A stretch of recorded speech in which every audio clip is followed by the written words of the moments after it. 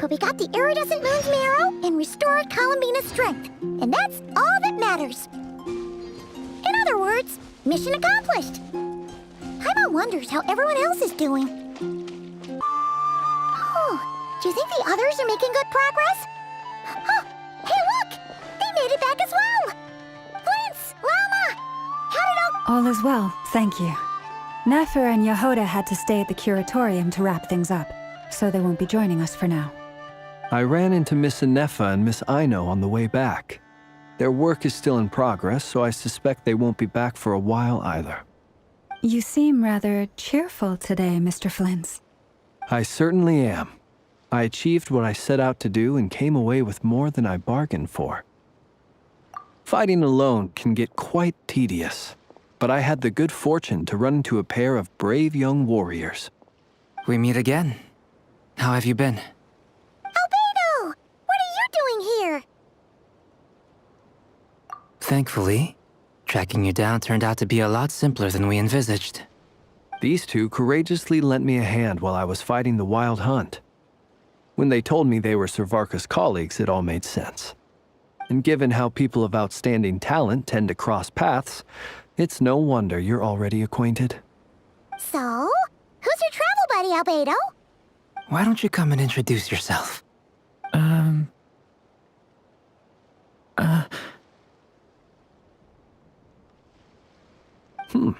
A gentleman of few words, I see.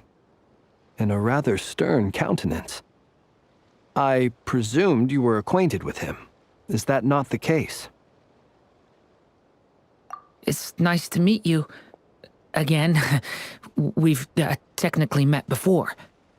Wait a sec! You're Minnie Durin! That's right. It's me. I'm glad to see you again. By the way, he says it's okay if you drop the mini. Yeah, I'm not as mini as I used to be. Interesting, isn't it? The first step towards blending into human society appears to be reflecting on whether one's name really reflects who they are. Wow! You look so different! In a good way, of course. It's great to see you looking so healthy. Thank you, Paimon. And although you're as mini as ever, I understand that diminutives don't always convey endearment. I'll be sure to simply call you Paimon as a sign of my great respect for you. Wow! You're such a smooth talker now. Paimon could get used to this. From now on, you may refer to her as your esteemed guide, Paimon. Personally, I think our little Paimon is the perfect size. When people call her Little Paimon, it's just because she's so adorable that they can't help themselves. If that's not a sign of endearment, what is? You're absolutely right, Miss Lauma. My brother still has a long road ahead of him when it comes to understanding human relationships. Anyway, speaking of long journeys, didn't Columbina, leave with you? How come she isn't back yet? She's been catching up with old friends.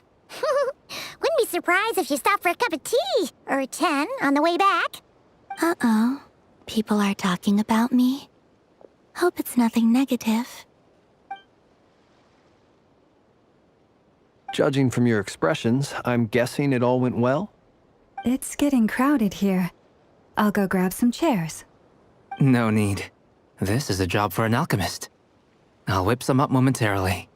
Thank you for your hospitality, ladies and gentlemen, but I was merely escorting my friends back. I'll be meeting Sandrone shortly, as we still have some things to discuss. It's been a pleasure, everyone. But this is where I'll say goodbye.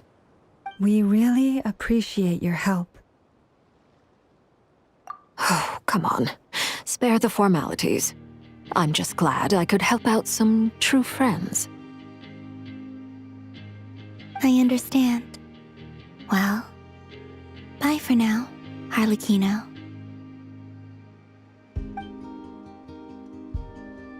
Oh, this place is hopping. It's probably a good thing one of us left. Otherwise, we might not fit all these people in. Are you saying we're about to run out of chairs? As a matter of fact, I am. Come on in and see for yourself.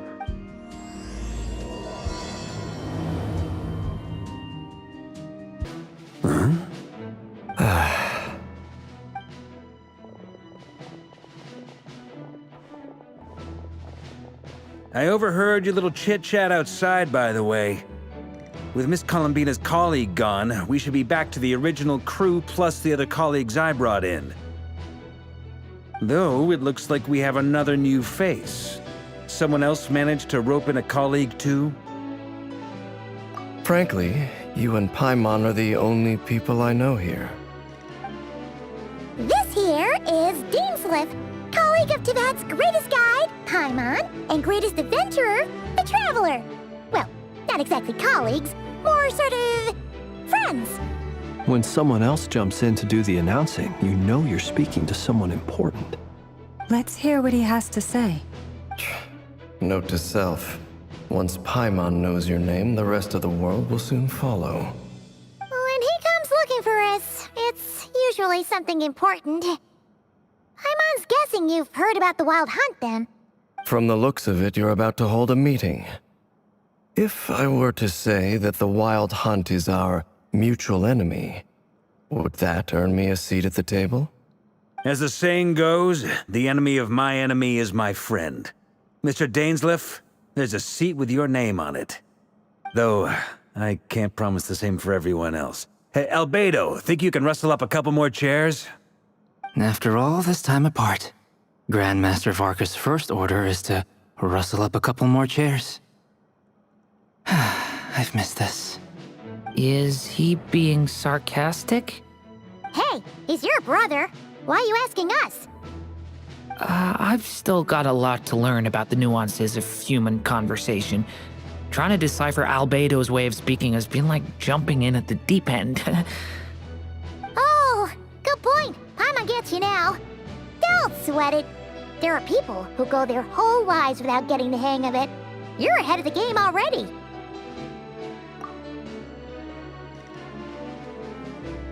I wonder what's taking Nefer so long. Perhaps you should go and check in with her. If anyone can hurry her along, it's you. I just got back from the curatorium. Besides, aren't you curious to see what's taking her so long? Miss Nefer doesn't strike me as the type to share secrets. And since gathering intel is her specialty, I'm guessing she'd prefer to keep her methods confidential. Under such circumstances, would it not be tactless for me to impose? Oh, but it's fine for me to impose. What can I say? You have an unrivaled ability to garner people's affection, Miss Moonchanter. Besides, you have far more in common with her than I do. All right, then. Impressive. She barely fought back at all. I admire your powers of persuasion, my friend. As I'm sure Miss Lauma will realize soon enough, the trick in life is to always pitch in with other people's responsibilities so that you can be selective with your own. Another trick is to simply hide in the background. Spoken like a true sage. Anyway, looks like we've got some time to kill before the meeting. Let's take a little breather, folks. And feel free to chat amongst yourselves.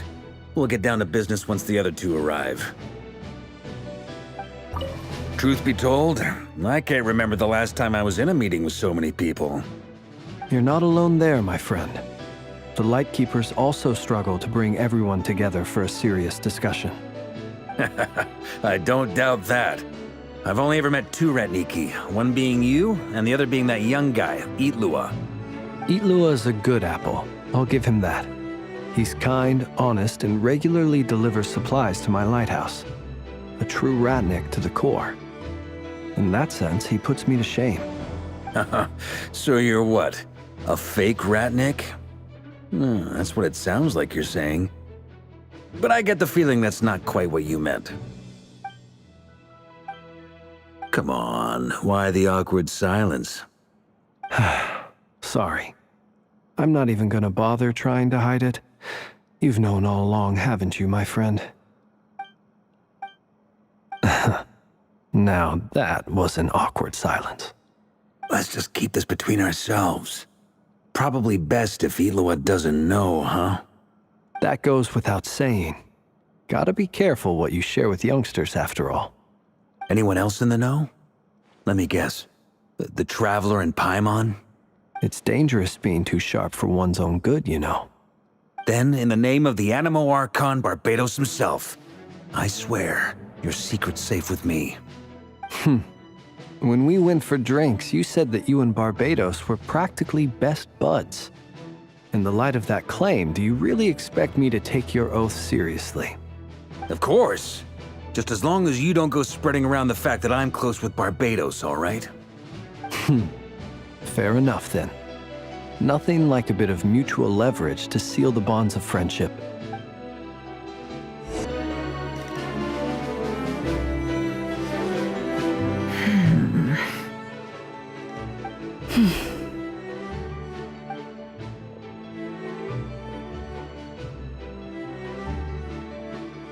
Ah, Miss Nefer. You made it after all.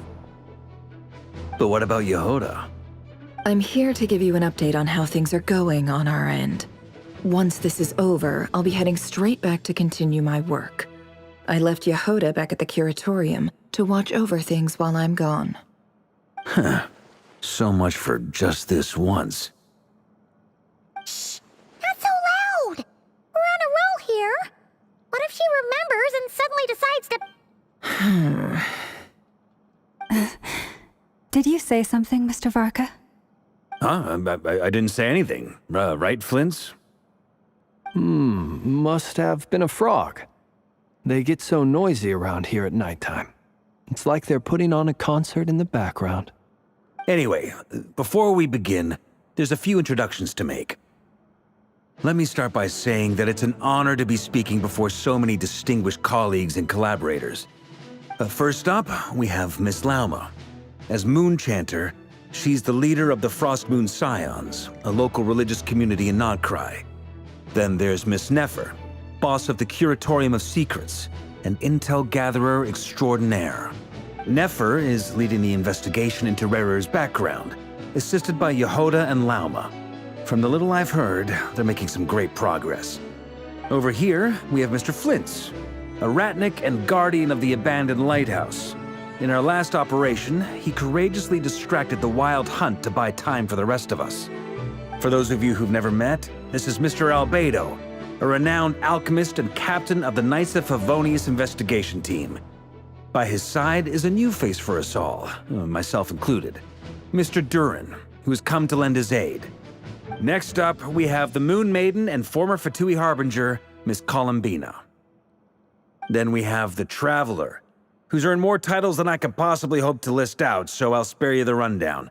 And Paimon, the ultimate travel companion and quite possibly the best guide in all of Tevat. Wow! That's a lot of people! Great turnout! Miss Nefer, it looks like you might have another job coming your way, so, congratulations on the booming business, I guess. You think I haven't got enough on my hands as it is? Who's looking for me now? That would be me, Miss Nefer. I have a commission for you. And you are? Who I am doesn't matter right now.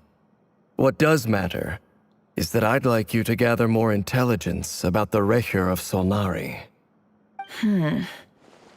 Well, it's not as if we never take on anonymous commissions. But in your case, I'll have to decline. I'm gonna take a wild guess and say your job's probably more hassle than it's worth. Something about you seems like bad news. It's my eyes, isn't it? Conrian, I assume. And what's with the mask? Are you trying to hide your identity? In any case, the fact that you're even still alive raises an awful lot of questions for me. My name is Dainsleif. And yes, I am from Conria. As I'm sure you're aware, the Recher of Solnari's real name is Rerir. He was once an acquaintance of mine. Really? Then you must have been quite an influential figure yourself. You flatter me, but none of that matters anymore. My point was simply to clarify why I have asked Miss Nefer to investigate Rerir's background. So you're both from Conria, and it sounds like you used to be friends? What am I missing here? Surely you already know how he became one of the Five Sinners. I'll tell you everything I know. The history of Conria, the names and identities of the 5 sinners. I remember it all like it was yesterday. I have never spoken openly of this before, but the truth was exactly as people say. The 5 sinners were each driven by their own desires, and it was by playing upon these that the Abyss tempted them to their fall, tearing Conria apart in the process. The visionary, Vedifenir, who wished to foretell the future. The wise, Haroptatir, who sought limitless knowledge. Gold, Rhindaughter, who desired to create life. The foul, Sertologi, who pursued supreme strength. And last, but not least, Raker of Solnari, Rerir, Ravager of the Moon.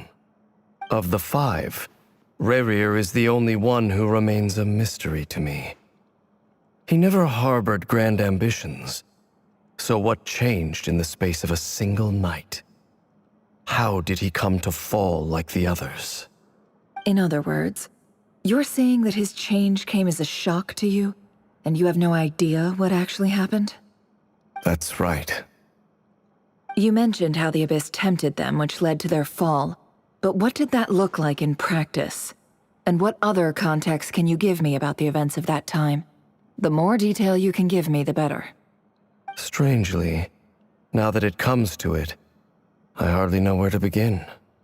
The fateful night took place during the era of the Eclipse Dynasty. One day, my elder brother, the visionary, Vedifenir, was summoned to the palace by the Vinster King, only for the king to gouge out his eyes and cast him into the dungeons. When I came to hear of this, my fury knew no bounds. I gathered together every ally I thought I had, and together, we set a night to storm the palace and free Ved. Centuries on, the memories of that night still haunt me, like a never-ending nightmare. We broke through the palace gates, just like we had planned, each striking towards our separate targets. But then, I was betrayed. Even Vedifenir, the very person I had come to rescue, abandoned me and partook of the Abyss's power. So, it's personal after all. Then tell me, Mr. Dainsleif, what price are you willing to pay? You, of all people, must know that nothing comes for free. I cannot say what price would be worthy of such a commission. But know this. Rerir was not always a madman. Believe it or not, there was a time when he was just an ordinary man, working for the Conrian Intelligence Service. Uncovering the truth of Rerir's past is the only way to unravel this mystery. But before you decide if you will accept my commission, I will tell you more about him. Enough, I hope, to help you plan your next move. Sounds pretty good to me. Feels like we just flagged down a random passerby, only to discover he's actually a master strategist who has a score to settle with our enemy. Can I borrow your halo? It could be useful in the lighthouse. Hey, enough with the wisecracks! Besides, isn't that lamp of yours bright enough already? Relax. It was meant to be a compliment. If that was a little over the top for your liking, I'll make sure to tone it down next time. I'll give your proposal some serious thought, Mr. Dainsleif. Let's speak in private once the meeting is over. Before that, there's a few things I'd like to share.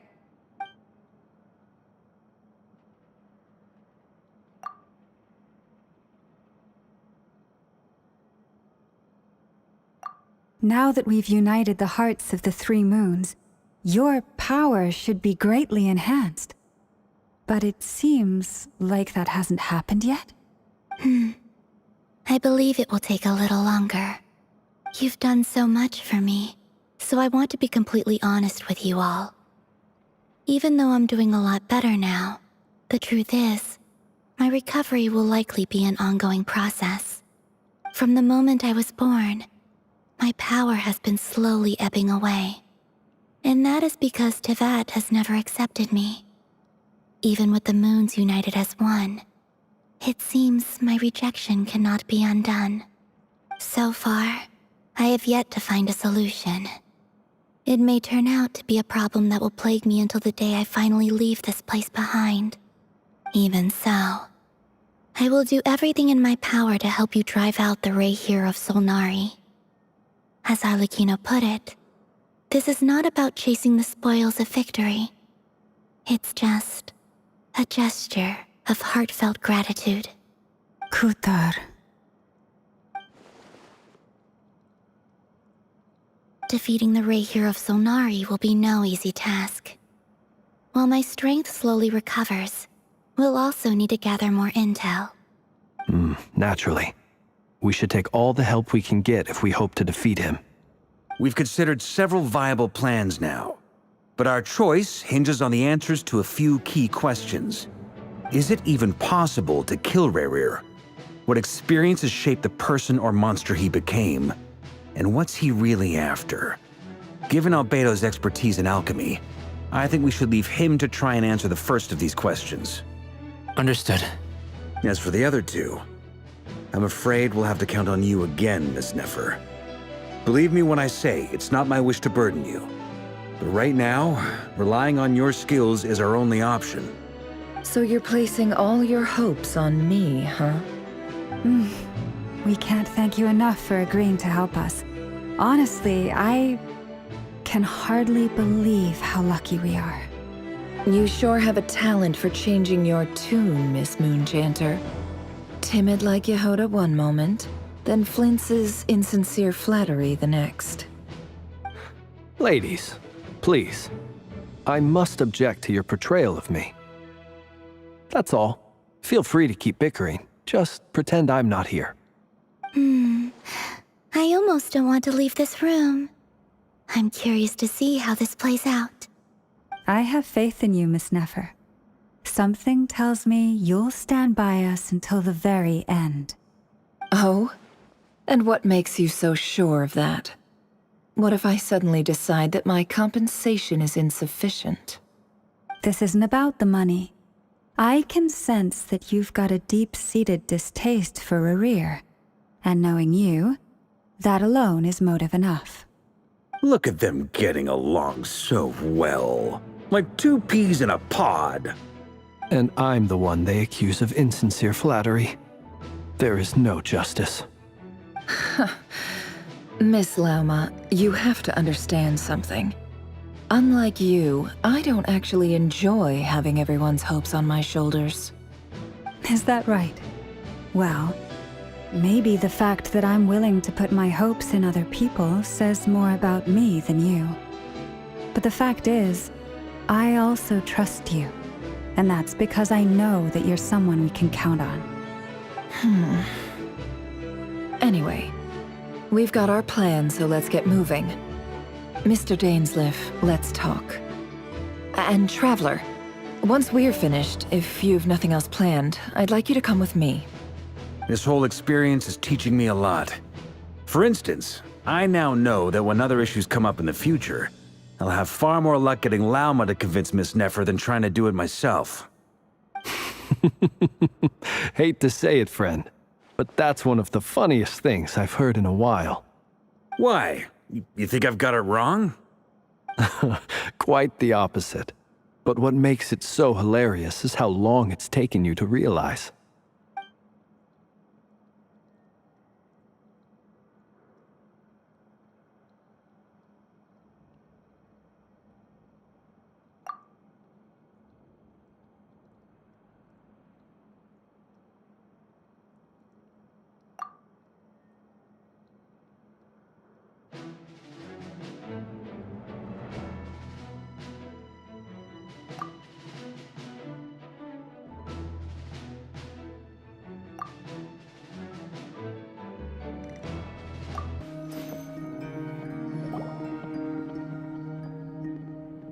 Thank you for waiting. It's okay. We actually use the time to help Dainsleif get a room at the hotel. That's very considerate of you. Now, I trust you share my curiosity about Rarier's past, and you seem fairly familiar with Mr. Dainsleif already. We spoke at some length after the meeting. He was the one who suggested I should invite you to join this operation. He feels confident that these secrets will be safe with you. Dane has a lot of faith in us, that's for sure. Likewise. I appreciate that you got right on board without interrogating me about why I invited you. It shows that you trust me to explain everything in due course. That's because we know what you're capable of. We appreciate you too, Nefer. You might have been forced to help in the beginning, but this time, it was your choice. That's one way to put it. Another is this, that once a decision's been made, it's set in stone. After that, my only goal is to see it through. All right, so here's how it is. I'm going to access Rarier's thoughts again using my confidential method. Now, I'm sure you've seen things like this before on your travels, so you're surely well aware of how dangerous it can be.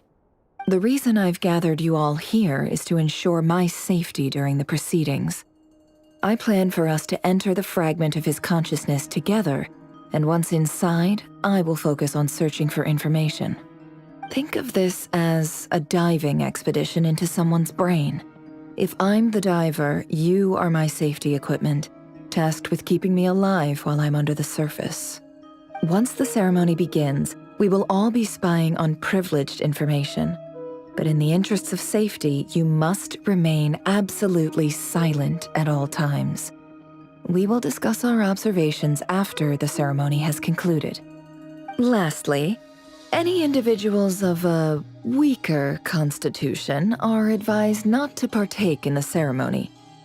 In any case, Paimon has her own job to do, which requires staying in the room but not joining the ceremony.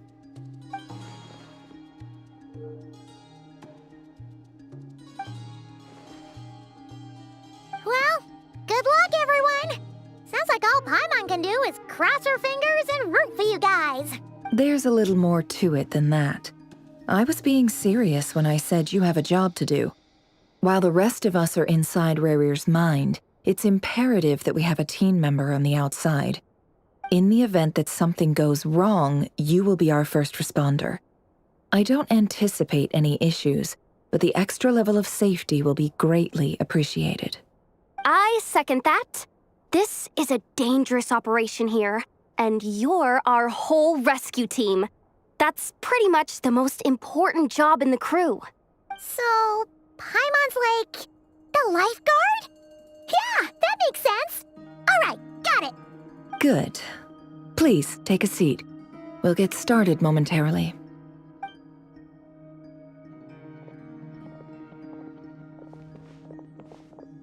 So, did Mr. Dainsleif tell you anything else? He told me that he believes Rarier kept some big secrets in his life. He's not sure that they were the cause of his eventual downfall, but he's asked me to uncover what those secrets were all the same. But surely you're not planning to go through with this, no matter the cost. If you think that, you'd be overestimating me. I'm a businesswoman, not a mercenary. But I do have my own professional reasons for taking this job. You think I'd turn down the opportunity to get a first-hand glimpse into Conrian history? No chance. Well, as long as you don't let morbid curiosity get in the way of safety concerns, we're good. We'll do whatever we can to help you. You're such a killjoy.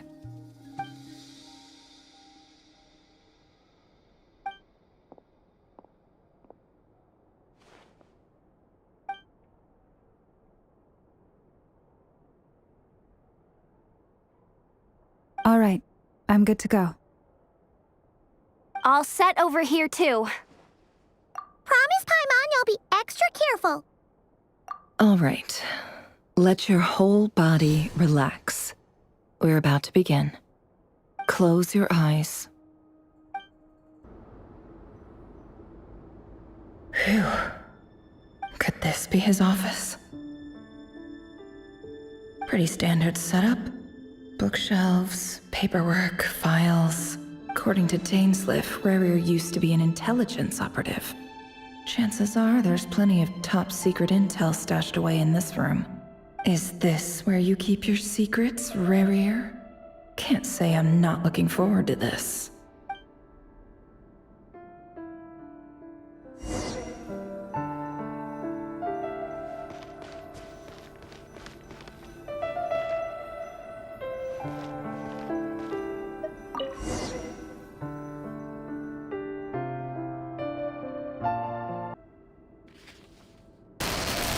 Female, 13. Occupation, none. Orphan and confirmed Crimson Moon descendant. Has been observed making contact with other descendants during the past year. Poses a threat to the dynasty. Neutralized and...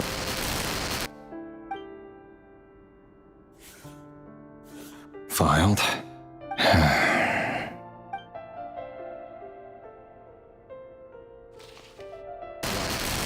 Male, 11. Occupation, none. Orphan and confirmed Crimson Moon descendant. Has not been observed making any contact with other descendants during the past year. Poses a threat to the dynasty. Neutralized and...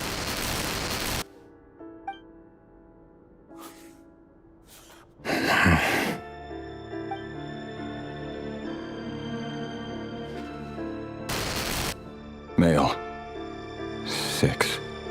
Occupation, none. Orphan and confirmed Crimson Moon descendant. Poses a threat to the dynasty.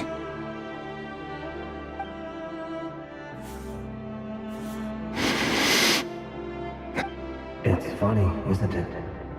Your job is becoming both harder and easier at the same time, depending on how you look at it.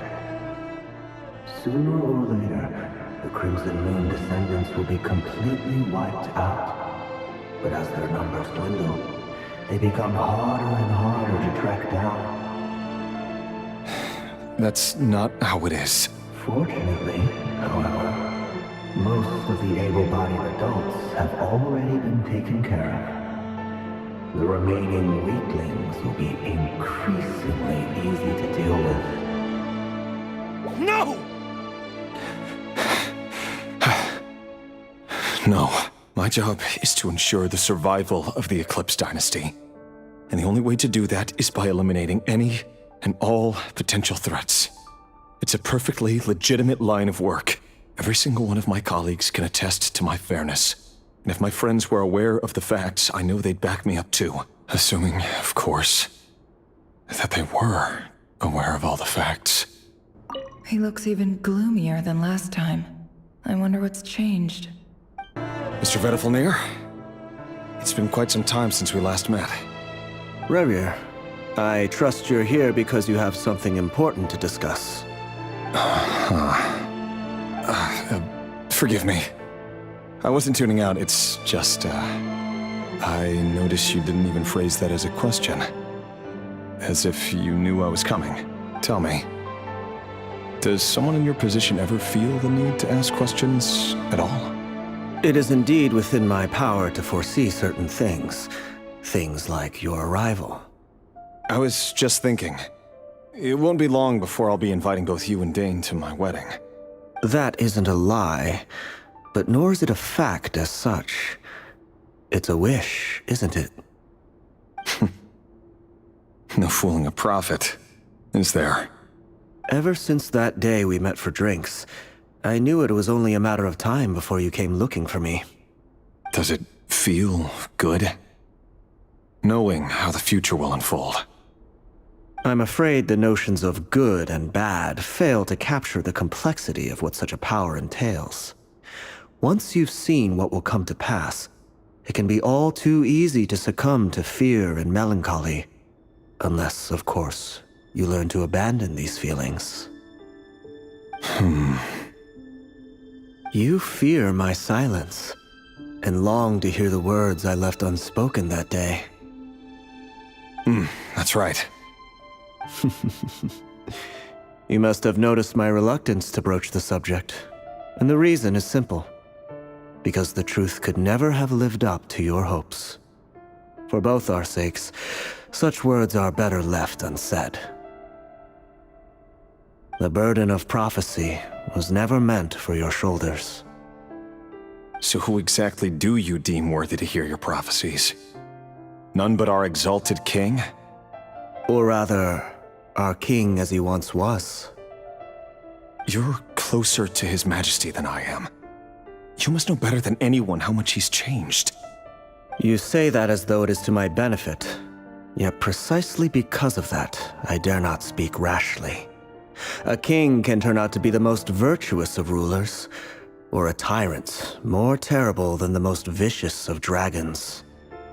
You are so wise and far-sighted, yet still you would have me live in fear of the unknown? You make a fair point.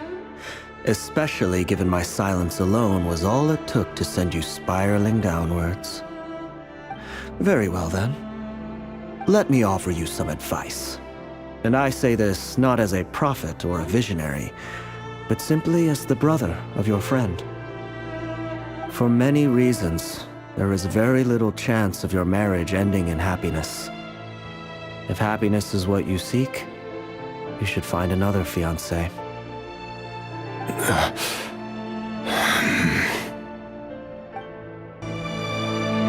Hold on. There's that same black fog again. Could this memory belong to Thelindis? Guess I'd better tread carefully. Wait. Hear me out. This time we finally got a clear look at his face and learned his true identity. His name is Rayrir, and he claims to be one of the king's guards. What did you say? A cruel irony, isn't it? The man you're set to marry leads a double life as a brutal executioner. Why are you telling me all of this now? Simple. It's because I want you to kill him. You are the only person he would never suspect. No, absolutely not. I would never dream of doing such a despicable thing. So you'll just stand by and watch him slaughter us to the last?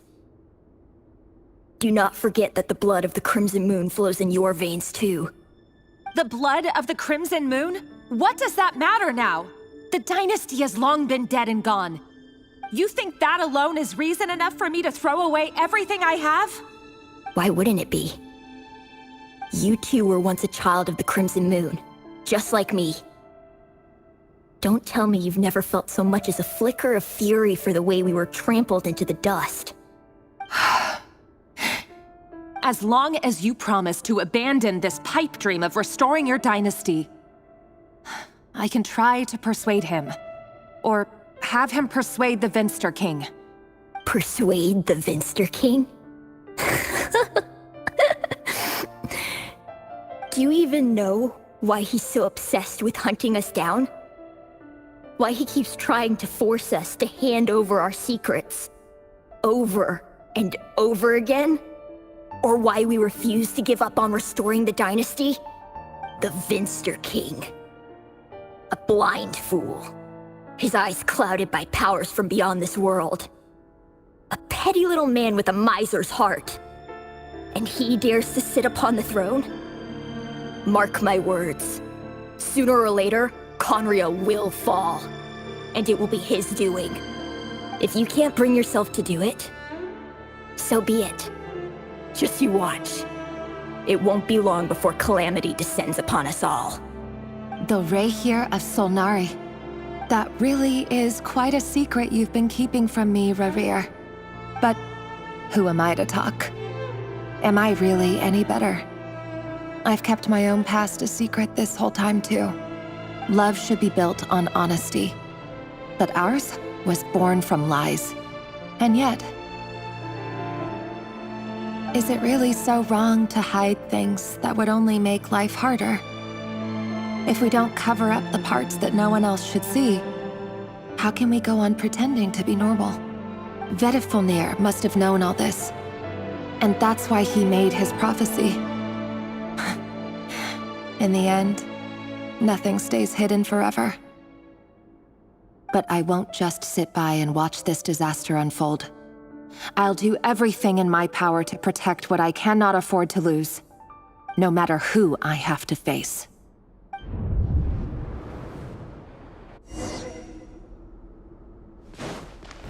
Huh?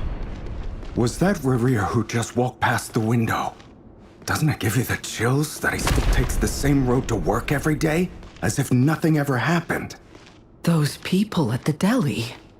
Enough already. They're clearly pretty taken by their own disguises, so just smile and play along. Pull the rug from under beasts like that, and you'll risk having your throat torn out. Deli? Oh. They're talking about those people from the opposition. Right.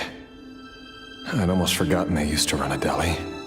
People of no consequence always vanish so easily. And no one even remembers them.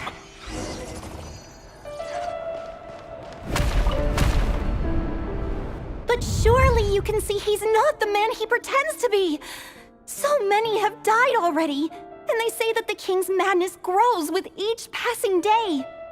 We're not going to survive this, are we? But why does it have to be this way? Do we really deserve to die just because of the blood that runs through our veins? Felindis, are you even listening? Sorry, Freether. My mind was off wandering. I heard you, though. You're talking about what Revere said. He's just following the king's orders. He's a secret agent, and it's his job to hunt down rebels and dissidents. By the time you first met him, he'd already taken lives. Maybe he was using you from the very beginning. No. Revere has no idea I have anything to do with the Crimson Moon. My family are only distant relatives of the main lineage, and besides, my eyes are perfectly ordinary. Truth be told, apart from my teacher, pretty much no one knows I have any connection to any of it. It's been a long time since my family severed ties.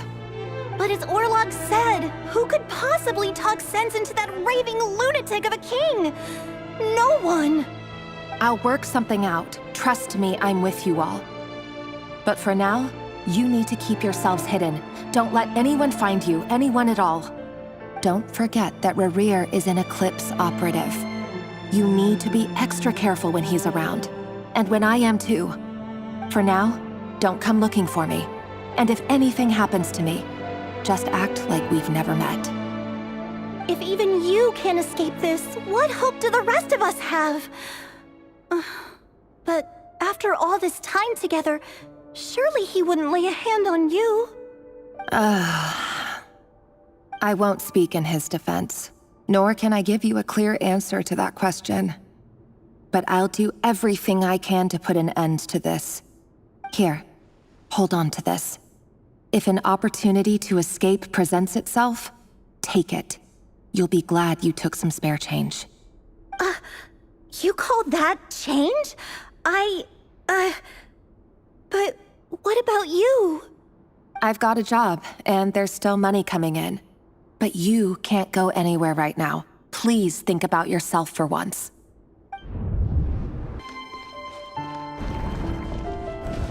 Another day, another round of assassination training. The training ground is just beyond this hidden passageway.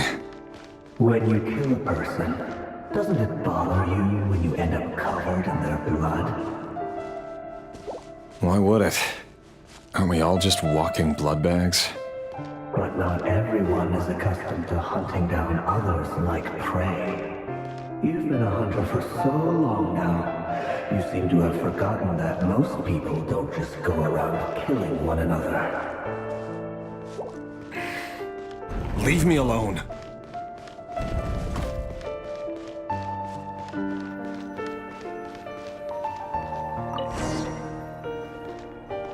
Make sure you have a firm grip on the handle, then choose your angle well. You know why Felindis made such a proposal, don't you? Was it because he didn't trust you, or something else? No!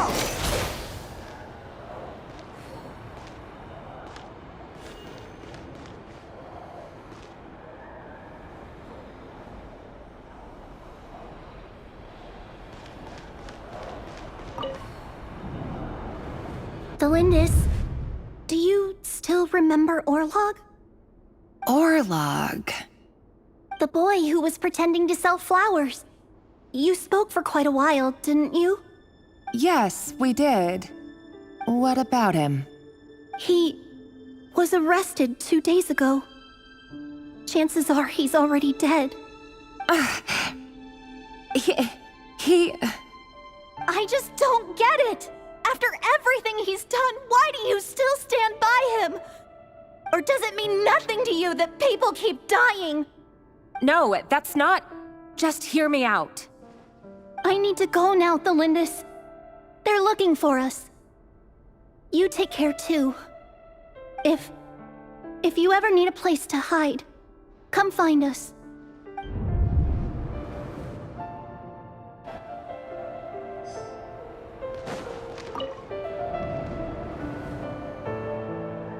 Author Thelindis. Over the course of this week, the research object was subjected to interference for a total of 47 hours for experimental purposes. The results are as follows. All subjects of observation that were sent inside have now... The situation within is proving more problematic than anticipated. No progress whatsoever. What now? Won't you give me even a glimmer of hope? Things are getting worse by the day. I have to find a way or we'll all be in danger. But I... If all this research comes to nothing, what then? Sooner or later, it'll be my neck on the line. But could he really bring himself to kill me? No. Surely he wouldn't have the heart.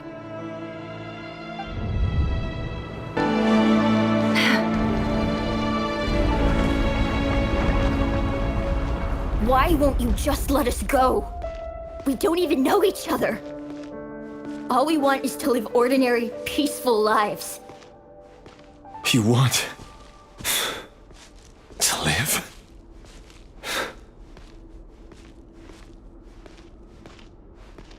Yes. I just want to go on living. Is that really such an unforgivable crime?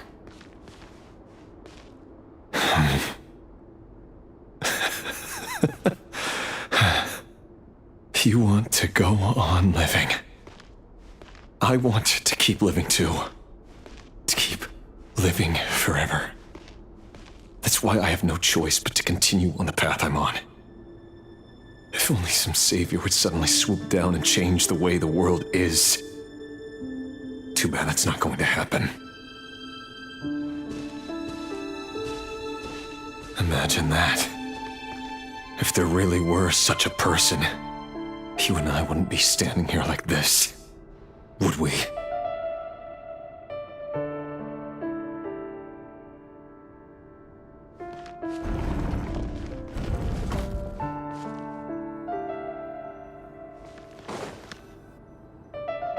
So these files are in. Time to wade through them just like usual. No, I don't get tired of it. It's my job. And not only am I lucky to have it, I'm good at it too.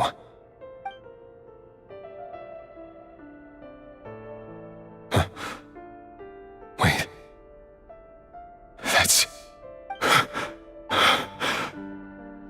Thelindis?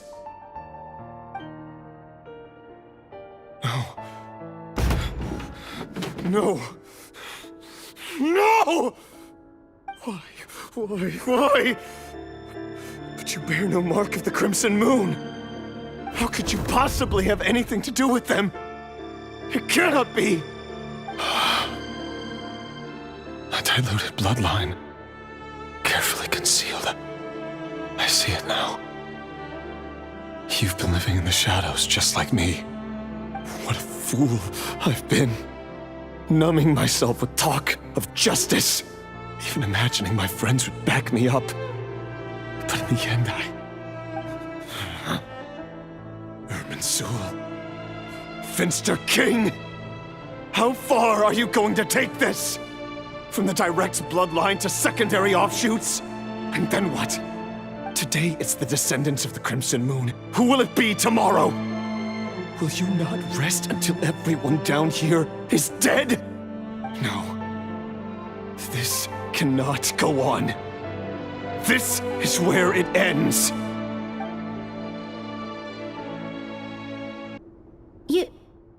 You're really letting me go? I am. As long as you can guarantee that no one will find you. Don't worry, I'll be extra careful. No one will know I was here. But what about you? Me? If you let me go, you won't be able to complete your mission, will you? Good point. In that case, maybe you should stay. No, please! I just want to see the outside world again. To... Go on living? Yes. I know you're a man of your word. So please, just let me go. If I let you leave, what will become of me? Just kidding. Go, now. But remember, don't let anyone know you were caught. We'll be seeing each other again very soon if you do. Even shadows in the dark must live by a code. But you can't save everyone. You've been whispering in my ear for days now, Vedifalnir. What are you trying to do? Break me down? I only say this because you long for an answer to your problems. Let her go, Rerir, or you risk losing everything. I will not abandon Thelindis. Then you'll need a little more vigilance and a lot more power. The world is changing, Rerir. Keep your eyes peeled for your moment of opportunity. That voice used to be so unclear. But now I know exactly whose it is. It's Vedifalnir. He won't tell me how to actually resolve any of this, but he keeps trying to manipulate me like a puppet. What's his game here? Tell me then.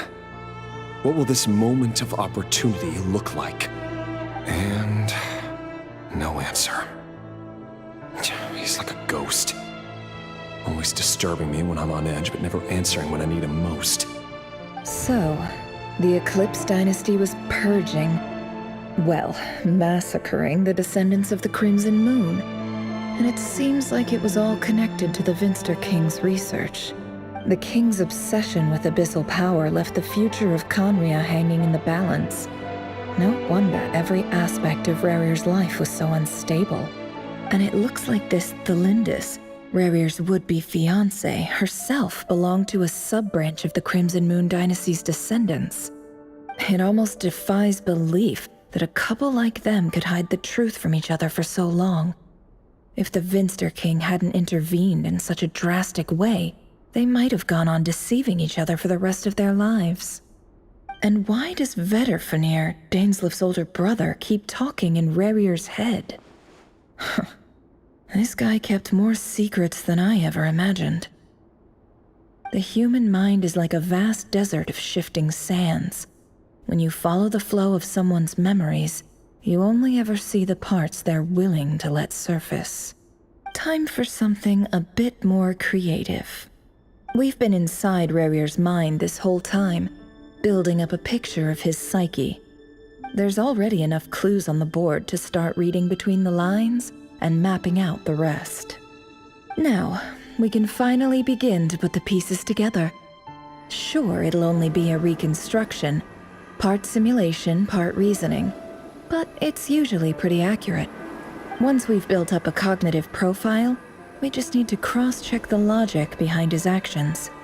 And then we'll be able to take a sneak peek at whatever it is that Rerir has really been hiding.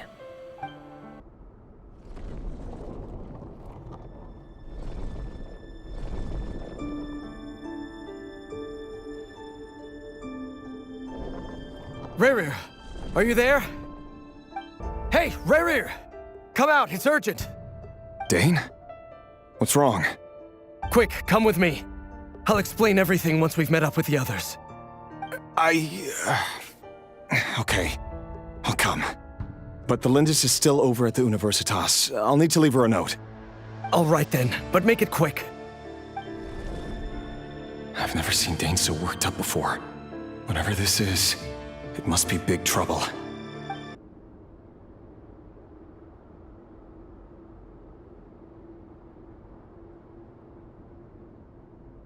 Well, this is a nice change, meeting you all at this hour. When men and women of ambition can speak face to face in broad daylight, I say that's a big step forward for our dear Conria. Don't be ridiculous. We do not fear the day. Why would we seek refuge in the night? You might ask your blade that same question. I'm told it prefers the cover of darkness. The word on the street is that Sir Elegy only strikes when he has an unfair advantage. But that is patently false. I see you're missing an arm and a leg. Surely only a fair fight could explain that. If this is your way of offering me replacement limbs, believe me, I'll take them. Oh, we can certainly discuss that. With bioalchemy, anything is possible. Assuming I have your full support in my research. Lunatic. Robtatir, what brings you here? Why, Dainsleif, of course. He invited me. Please, cast aside your apprehensions, Miss Rhindaughter. Whatever the rumors may say, I am but a humble servant of the king, and I can assure you he affords me no greater convenience than he does you. Well, the Universitas Magistrorum won't stop fawning over you, so at least some of the rumors must be true. You're clearly doing well for yourself, so drop the humble servant act. It endears you to no one. You're president of the Universitas Magistrorum, the chief royal mage known as the Wise by royal appointment, and by far the most favored among the 4 pillars of Conria. Vice President Veit doesn't even try to hide his envy when he sees you. My success is the product of hard work and good luck. It's as simple as that. Were the king not such an extremist, I hardly think I would have received a senior post at my age. Of course, no job is without its gripes. Serving a king like ours can be a challenging task, as I'm sure you can imagine. And as for Efterveit, in missing out on the presidency, he's dodged a mountain of stress. Like everything else in life, it comes with pros and cons. You're all here. I apologize for the short notice, but it was an emergency.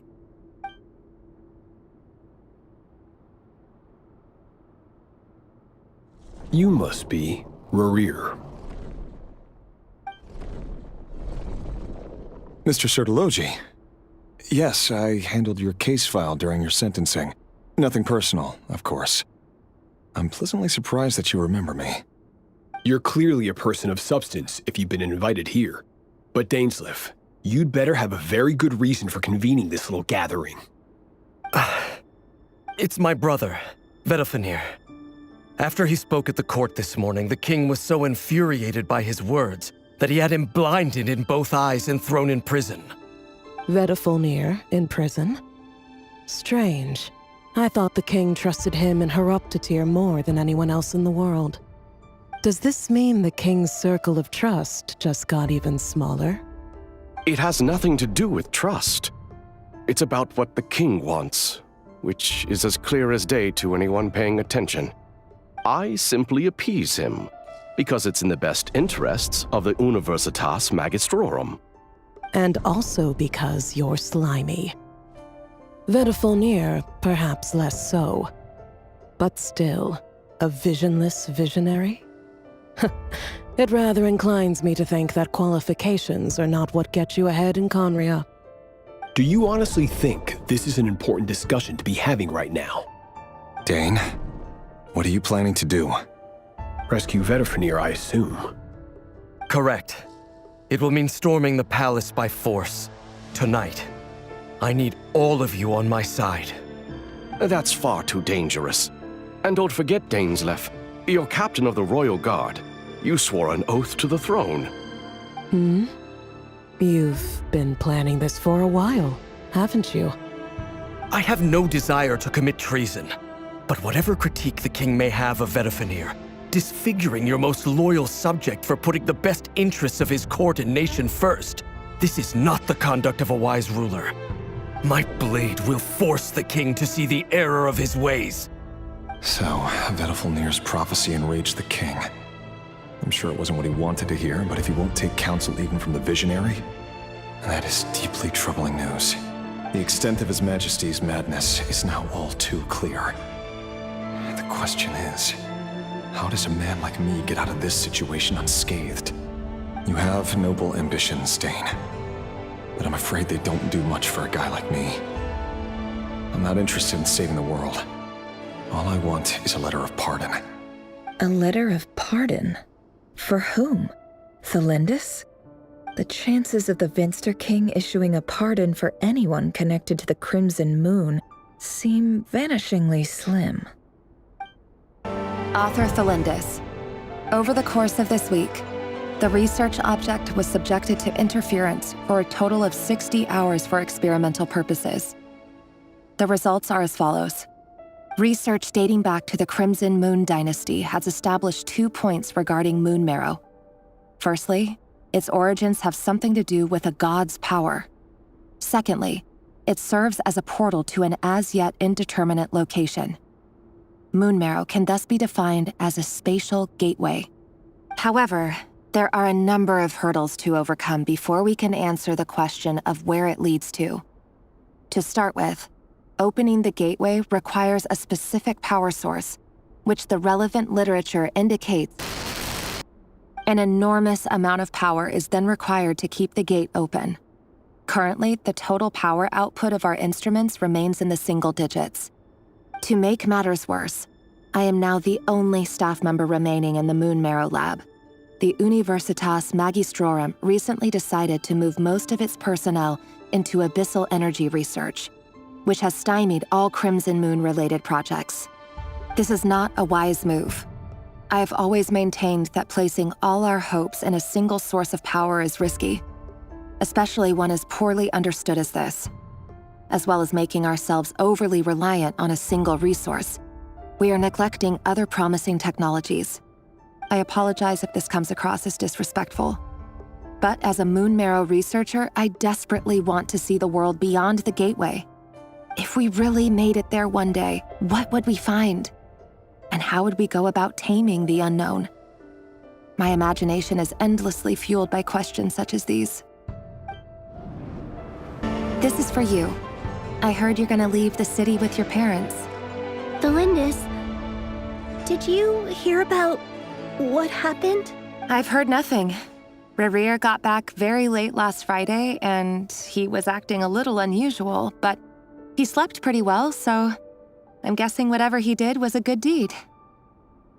You never saw him, and I don't know what he did. And this conversation never happened. You understand? What if he finds out that you pried into his secrets? Don't be silly. I don't know what secrets he does or doesn't have. All I know is he's just a normal guy who happens to run some errands for the king. Are you scared of him? I don't know. The Rerir I know doesn't match the person you all describe. Logically, I should be scared of him. And yet, I don't want to lose him. But enough about that. You should get going, and be careful with the package I gave you. Keep it secret. Keep it safe. What's in it? A piece of the moon. All you need to know is that as long as you keep it safe, then in the future, everyone will be able to see a red moon. A red moon? You mean our moon? That's right. Our moon. Promise me you'll look after it. I promise, Thelindis. The Crimson Moon bloodline will never die out. Its light, the color of blood, will become like a fire that flows in our veins, no matter how long it takes. Hurry, everyone, and stick to the plan. Sir Dainsleif, what are you? Is this treason? You know what happens to those who betray the throne. Please, don't do this! It is the king himself who has betrayed the throne. He has betrayed all of Conria. If you have any love left for justice in your heart, you should join me. It's showtime. Dane and his group will handle the troops in the palace. Then Hraptatir and Rhindaughter will disarm the security measures. My job is to enter the prison and rescue Vedifalnir. Stay safe. Wish me luck. Look after my brother. Draw your blade. It is time for justice to prevail. This place is filthy. And the smell is abominable. Clearly, the king doesn't allow his prisoners a single shred of dignity. This is dire. Found you. Hello, Mr. Vedifalnir. It's you. Surprised? Oh, wait. I guess surprise isn't an emotion that prophets feel very often. I certainly felt some surprise in the moment when I was blinded. Surprise at the king's sheer ignorance. Surprise at just how unfairly this world responds to words of earnest remonstration. I'm curious. What did you prophesize this time? It wasn't a prophecy. It was a word of warning. Someone had to say it. The king has forsaken all reason in pursuit of his obsessions. I simply told him that if he continues on this path, Conria will surely fall. But he didn't listen. Worse still, he stabbed you in both eyes and locked you away. Dane asked for my help. The court is in complete chaos now, but I'm sure you predicted that. Everything is transpiring as I foresaw, yet I am powerless to change it. Fate is an immutable force. I can but lament as the inevitable unfolds. I do wonder whether giving a man the power to see the future does nothing more for him than slowly crush his spirit. Forgive my curtness, Vedifalnir, but the king did not suddenly turn on you today. His suspicions have been brewing for a long time. You can't have wisdom beyond the reach of your fellow man without attracting his fear and suspicion. There are things the king does not want to see. So, he doesn't want you having visions of them either. He blinded you because he thought this would make the visions stop. He wasn't entirely wrong. I did indeed lose my power to see the future. Right up until... Until what? Just now. I believe I saw something new. Well, tonight could go a lot of different ways. 5 of us banded together to storm the palace, also we could rescue you. This will go down as the most tumultuous day in Conrian history. I sense hatred in you, but also hope. A desperate hope that with the tyrant deposed, that will be the end of the story. But this is not the end. It is the beginning of a new chapter in a whole new story. There are many men of honor and courage in this world, Rerir. But you are not one of them. You're not here for justice, are you? You're here for yourself. Is that a dagger? Interesting. Why not the polearm? It was always your weapon of choice. With your abilities, I don't doubt that you were able to recover some of your sight. But I also doubt that you want to make an enemy of me right now. Of course not. We're on the same side, aren't we? We could be. But I need you to be honest with me, Vedifalnir. At this point, you're my only hope for the future. You mean your future? With your beloved, Felindis? Yes. And I know there are bigger things at stake here. A dynasty, a nation, maybe the entire world. But forgive me, I care first and foremost about myself. I can't abandon the one I love to save myself. I just can't do it. But you see a broader picture of the future than I. You see the solutions to the biggest problems of our age. So tell me, what is my solution? What's the answer? In matters of fate, answers are either right or wrong. What will be and what will not. Maybe you are willing to pay a certain price in the pursuit of happiness, But unfortunately, fate does not negotiate. That is the cruelest thing about fate. It is unmoved by your sacrifices. That can't be true. I know it's your voice that I keep hearing in my head, urging me to see how the world is changing, to seek more power, so I can protect the things I love. You show me disaster, but you won't show me how to avoid it? Why? Why are you doing all this? My voice. In your head.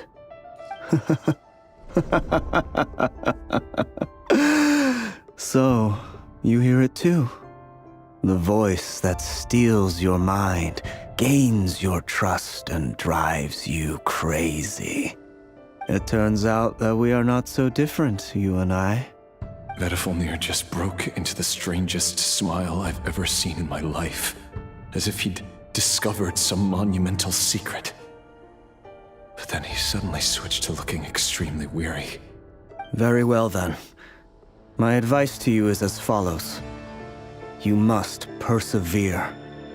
Whatever trials and tribulations you may face, be steadfast in the belief that they are your path to the future.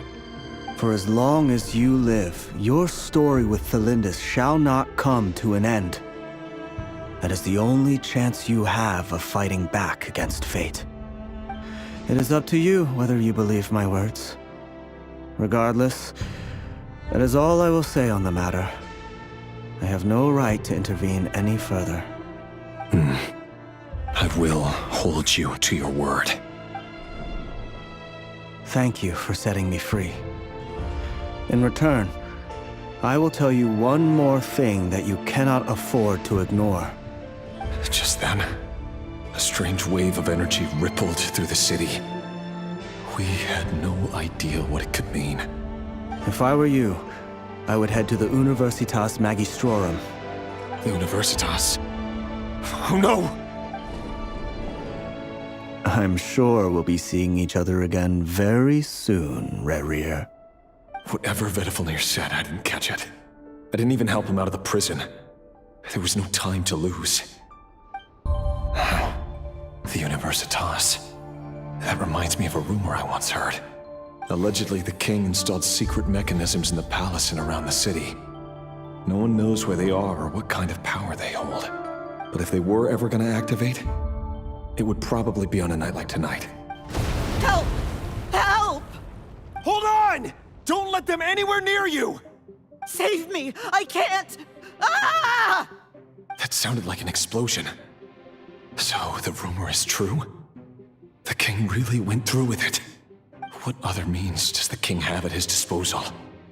They must run on power from the Abyss. And given it's a major center of Abyss research, anyone over at the Universitas will be in grave danger. I have to hurry! Monsters? At the Universitas Magistrorum? Why now? Oh no! They're coming! It's no use. The table won't hold out much longer. The weapons. Where are the weapons? Of course. All the lab equipment was upgraded after the inspection last week, but the new weapons haven't been allocated yet. I'm done for. Is anyone there? I need help! Ah! Stay back! Please stay back! Please!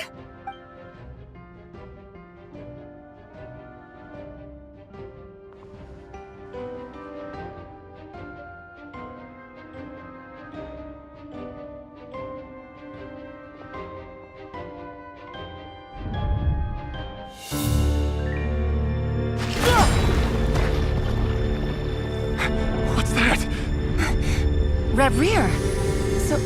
So the rumors about your work are true. What? No! Listen, something happened at the palace tonight. We have to leave! You don't need to lie to me anymore. What do you mean? I know why you're worried, and I will respect the decision you've made. But it's okay, because I found a solution. I know how to end all this. You can have it back. The normal life you so desire. But until then, I'm afraid our wedding We'll have to wait. Celindus? No, don't do it! Celindus! Celindus!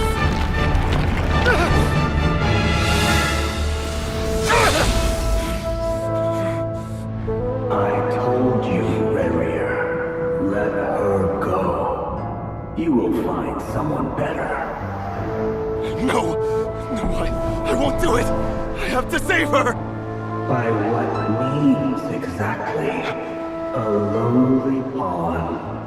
You lack the power and the strength of will. Do you know a way? Tell me! Come to the palace. Join us.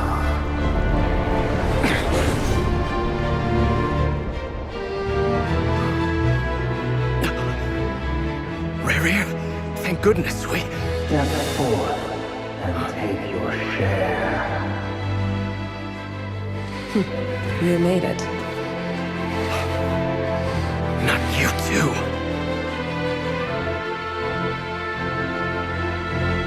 Hatred or grief, despair, desire. We all have our own.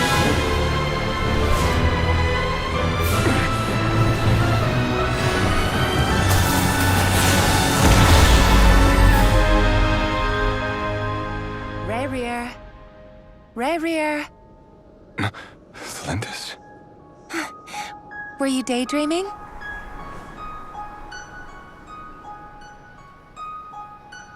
You still remember, Rarier? That question you asked me a couple of weeks ago? Oh. You mean the proposal? Yeah. I'm wondering, where do you think would be a good place to discuss it? Maybe in the garden? Or were you thinking a fancy restaurant? It's your choice.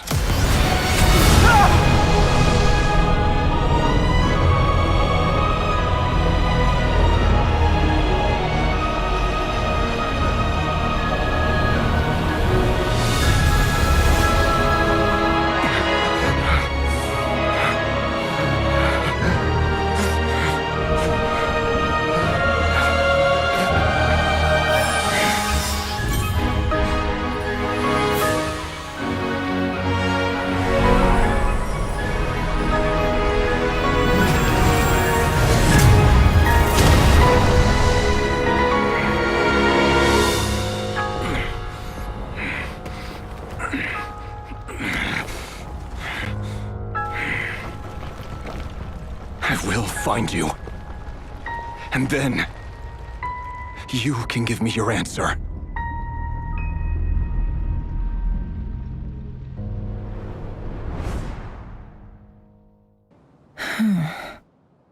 So that's how the Raker of Solnari was born. A monster created by circumstance is a monster all the same. Viewing other people's thoughts for too long can get uncomfortable. Right now, I'm feeling a strong sense of loathing. In a nutshell, the story of Conria is what happens when the truth falls by the wayside. Everyone tells little white lies, and before long, you have a huge pack of lies that destroys everything. Whew. Time to get back. His past is filled with sorrow, but the tale of any fallen civilization is one of endless tragedy. Cruel as it may be, that was Conria's fate.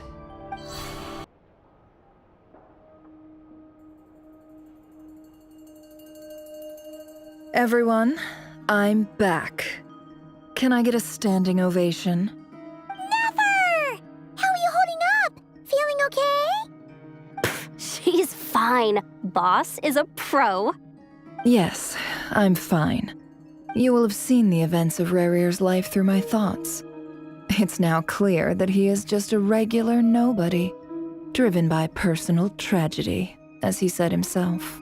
I mostly agree. There's only so much we can know about him from his memories alone, but they did give us a clear glimpse into his life in Conria. However, I would not consider Rerir to be a nobody. He was deeply involved in the events of that era. Yet, when the catastrophe of a generation strikes, nobody is safe. Sounds to me like you're speaking in riddles again. Is this you urging me not to abandon the people of Nodcry in their hour of need? That's not what I meant. Although I do hope you choose to remain a part of the plan. Without you, the mission ahead will be all but impossible. Then try to remember that I respond better to the carrot than the stick. And I don't appreciate being bossed around. Now, as for you, Missy, you were excellent. You stuck to the rules of the ceremony and kept your mouth shut the entire time. Bravo. Cool! So, can you fill me in on the deets now? Most of what I saw went right over my head. Patience. You'll hear the whole story, don't you worry. But let's meet up with the others first. It will save me narrating it twice. Yehoda? Yes, boss! Let me get that door for ya. That's more like it. For a moment there, I was worried you'd forgotten about the first clause of your employment contract.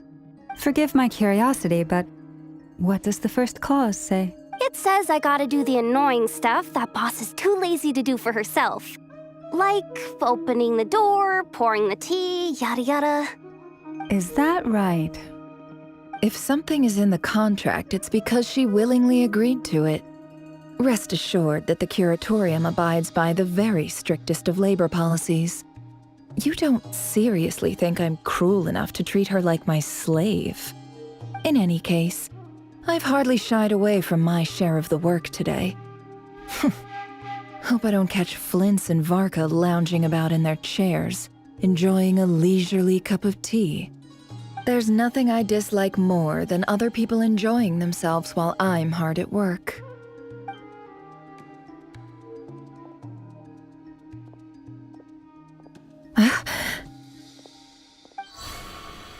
Oh no. Sorry to disturb you, but we seem to have run into some trouble. Evidently so. Don't worry, I'm not about to leave you to fend for yourselves. I'm not that kind of boss. And it would go against the Curatorium's labor policy. I'm sorry. What did you hear me say? I wasn't talking about labor policy. Wait. How long have I been standing here? Not long. You just appeared by the door a moment ago.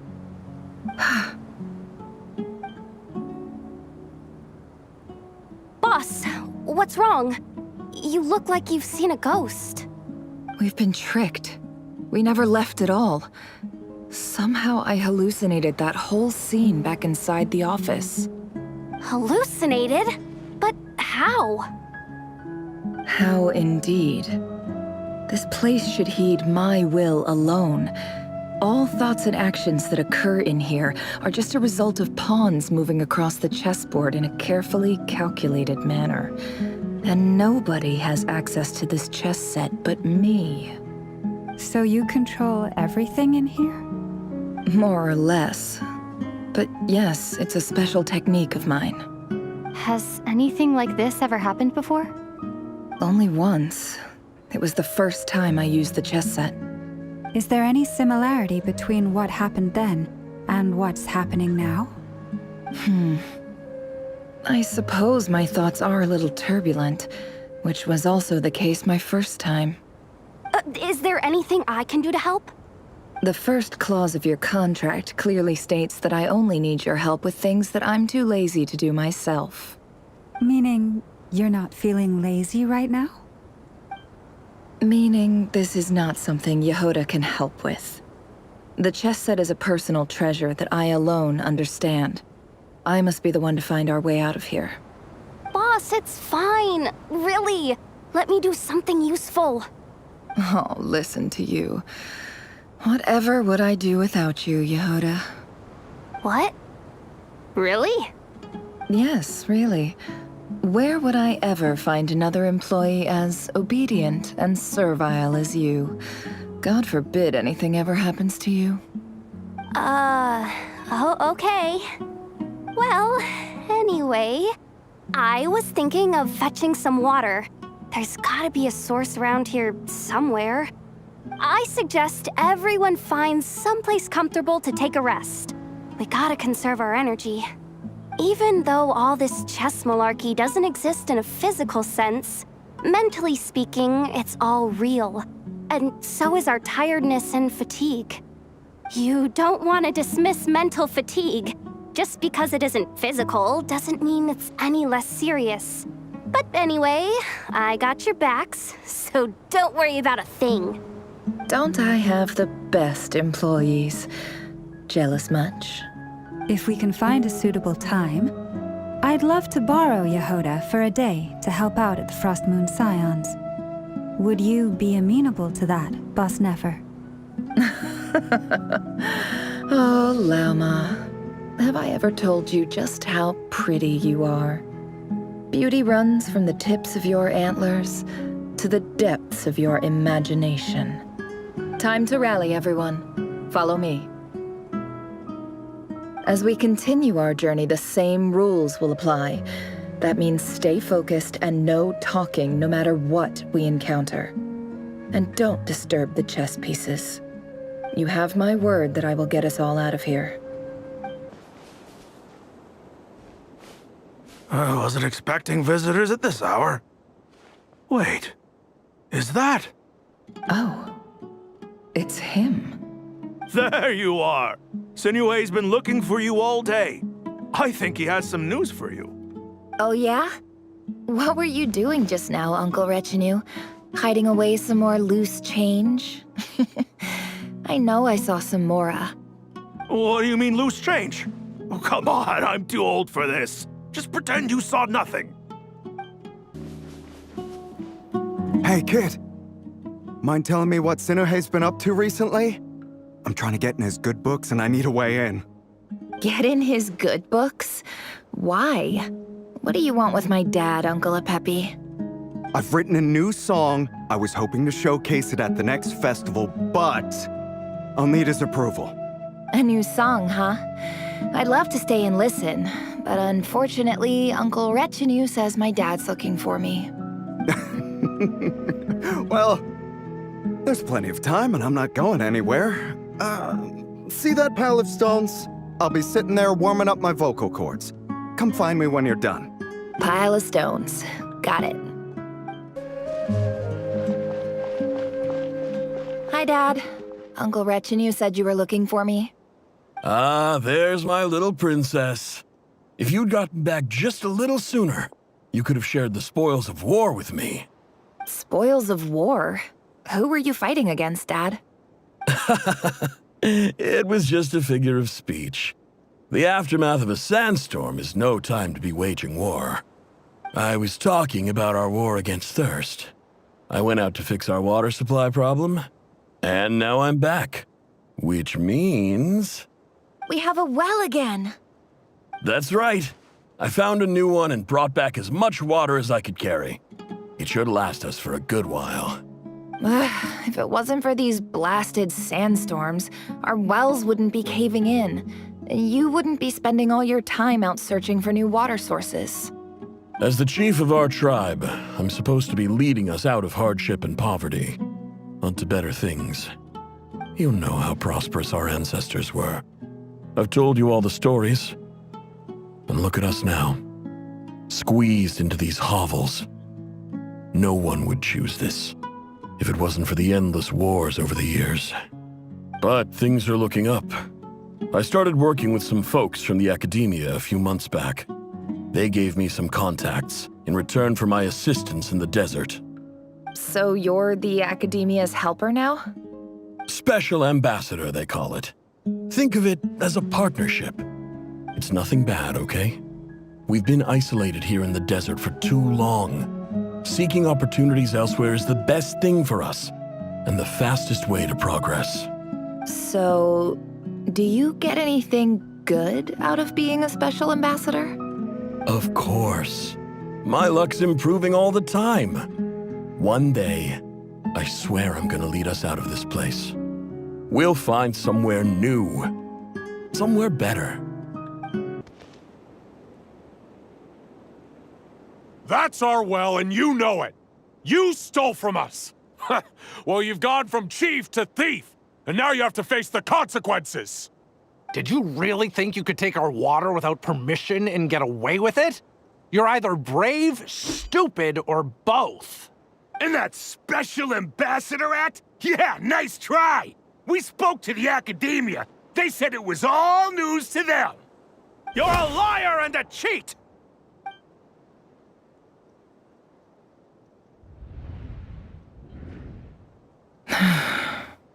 I heard Yehuda gasp, but I don't blame her. Most people are terrified by the sight of blood. Corpses strewn across the ground. The wounds are clearly from scimitars and daggers. The desert dwellers' weapons of choice. There's a handwritten note on the ground. Let's see what it says. Halil, this is Sinuhe, chief of the Shimti tribe. Surely you remember me. I was the one who helped you and your colleagues avoid the quicksand in the desert. This is my second time writing to you. I assume my last letter must have gotten lost in the mail, as I didn't receive a reply. I hope this one makes it to you safely. I'm writing to you because I need some help. That sandstorm the other day completely blocked up our well, forcing me to look for another water source in Iab and Unut territory. It was a matter of survival. Praise the gods. The well of the Iab tribe was intact. It was my last resort. I drew what water I could and left, but not without being spotted. I fear they will retaliate. You told me to write to you if I ever needed help. You said you'd be my ally in the academia. I urgently need you to formally recognize my title of Special Ambassador and send some of your people to assist me for a few days. It's the only way I can convince them that this was the academia's decision and prevent them from retaliating. This is an emergency. Please send help as soon as possible. Looks like this letter never got sent. The writer died a grisly death, and the letter was trampled into the ground. It's badly defaced. Some parts are barely legible. What a ridiculous lie the surviving Shimti tell. Their whole village was butchered over a sip of water. Ah, officer. Welcome. Welcome to our humble village. I thought you would at least have the courtesy to provide some respectable libations. This is the finest wine Aru village has to offer. I promise.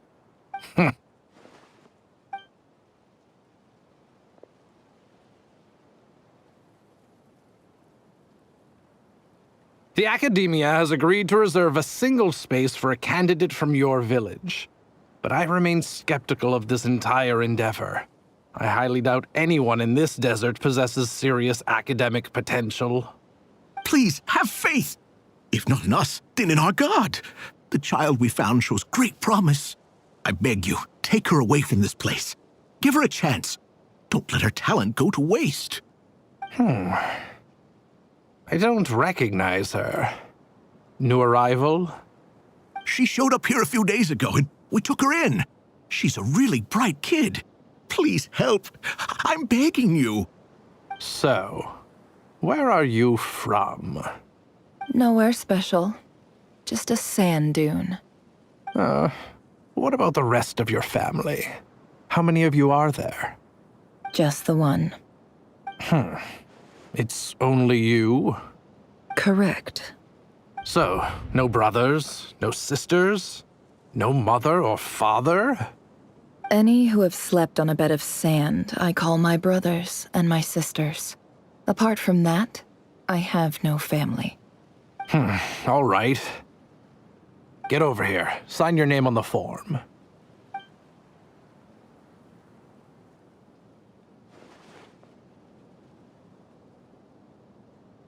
Never? You're rather fair-skinned for a desert dweller.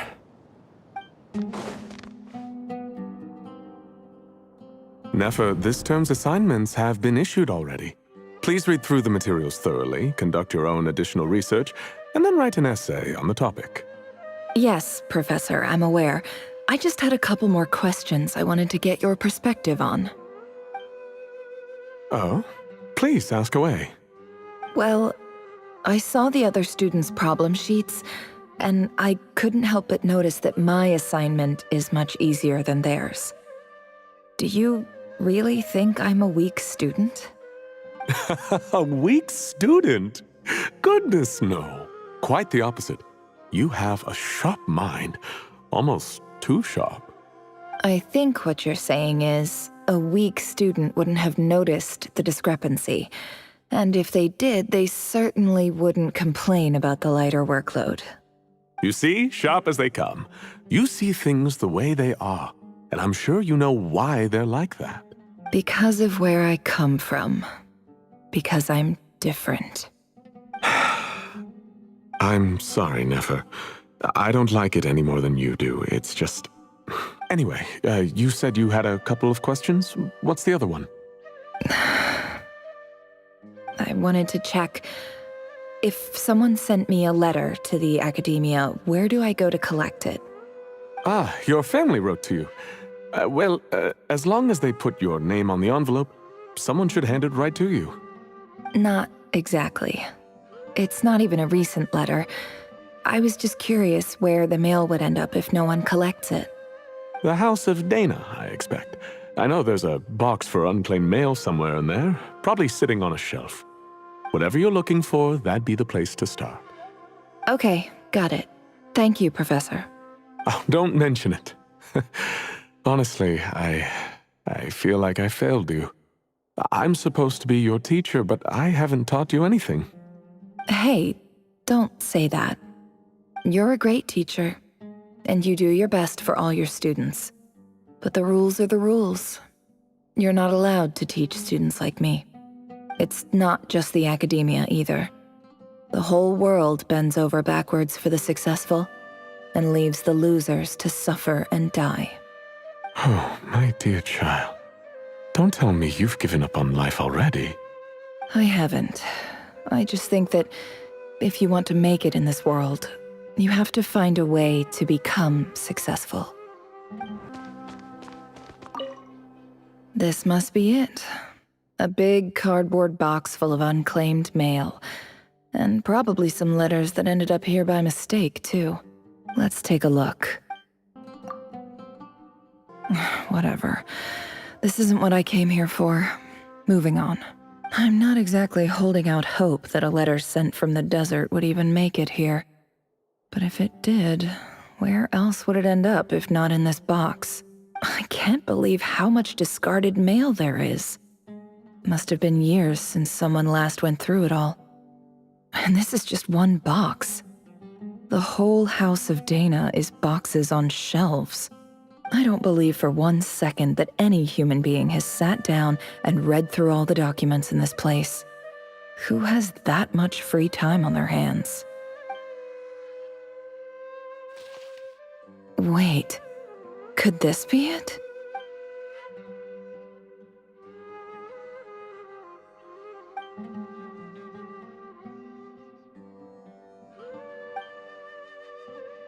Greetings, Halil. My name is Sinuhe, chief of the Shimti tribe. I was the one who came to you and your colleague Zaid when you ran into trouble in the Great Red Sand. I don't know how well you remember it now, but I brought you to safety and gave you some water and other supplies. You seemed very pleased and told me your name. In my tribe, learning a person's true name is serious business. And I therefore see you all as friends. You were kind enough to leave your contact details, so we could stay in touch. The Shimti tribe lives a harsh, nomadic existence in the desert. You were sympathetic towards my plight, promising to make me a special ambassador of the academia and help us find a way to make a better living. This brings me to my reason for writing. Our tribe has fallen on particularly hard times, and I would like to ask for your assistance. There was a terrible sandstorm a few days ago, which blocked up the well in our land. To ensure my people's survival, I had no choice but to venture into Iyab and Unut territory in search of an alternate water source. The Iyab and Unut are descended from the Thamudians. While we trace our ancestry to Tulatula, we worship the Lord of Flowers and have had relatively good relations with our fellow tribes up until now.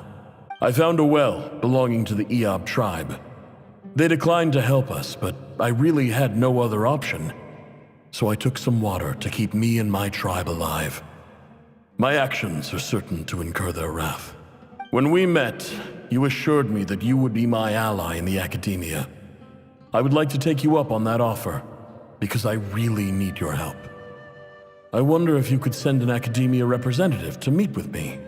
That aside, the last time you were here, you mentioned that the academia had started accepting students from the desert, and I told you a little about my daughter, Nefer. We have next to no resources here in the desert, and my power and influence are limited. Would you consider enrolling my daughter at the academia? She is a smart girl. I know she won't disappoint you. From the outset, the academia never took you seriously. Those things they promised were just empty words. I doubt they even remember the name Sinuhe. And you were so emphatic that your luck had finally changed for the better. You swore you'd lead us to a better place one day. You spoke with such conviction, like you were the most powerful chief in the whole desert. You liar. You lied about everything. You promised the world and delivered on none of it. And who fell for it? Just me, by the looks of it. Despite your best efforts. Which makes you a pathetic liar. You weren't even any good at it. I think I'll take over from here. Let me show you how it's done.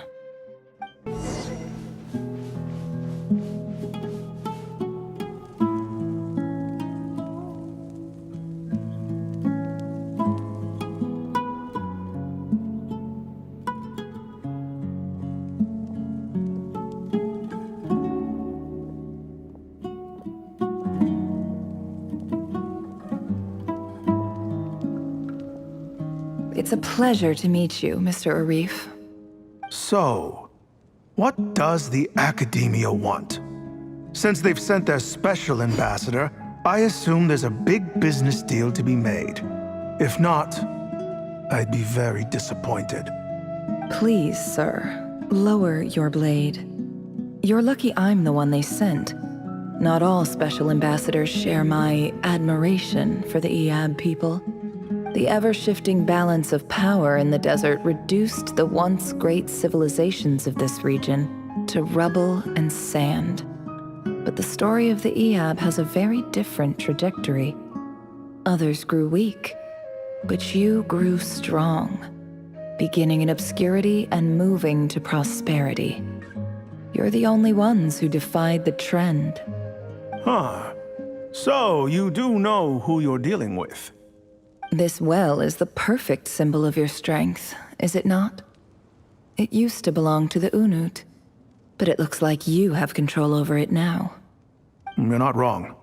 But I'm sure you didn't come all this way just to flatter us. Of course not. I came to bring you some very good news. Some information that recently came to light, which might just be your ticket to freedom. Records uncovered by the Vahumana Darshan show that a certain well currently under Eob control is built on top of some ancient ruins. These ruins are of great archaeological interest to the Academia. I checked the map carefully on my way over here, and I'm confident that this is the well in question. The Academia is offering 50 million mora in return for excavation rights. 50 million? No, wait. If these ruins are as important as you say, 50 million's a little low, don't you think? Don't get greedy, Eob. We know far more than you think.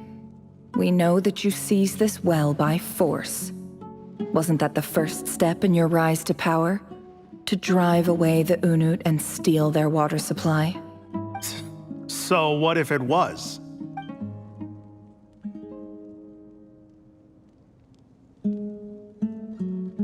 Don't worry. As unscrupulous as it was, it's something we're willing to overlook. The Academia is only interested in dealing with the de facto power holders in the region. I hope I am making myself clear. And I hope your words are the truth. If I find out the Academia is trying to play me, I'll hunt down every one of your people and make you watch as I cut their heads off one by one. I assure you, Chief, that would not be in your long-term interests. You don't want to make an enemy of the Academia. You see how I'm dressed, don't you? I appreciate that you've never been to the rainforest, but surely even you recognize an ambassador's attire when you see it. And what does a barbarian like you have to lose anyway? To come all this way just to lie to you? We have more important things to worry about. All right, I take your point. The Academia is the highest authority in the land. I'm sure you're trustworthy people. In that case, we have a deal. We will sell you the excavation rights. I'd like to thank you, Ambassador. This is good news indeed. Excellent news. In fact, it calls for a celebration. Would you do us the honor of staying a while and enjoying some Eab hospitality? Gladly. I am partial to wine myself, and I trust you are as well. So let's indulge in a few drinks together, in celebration of this momentous occasion.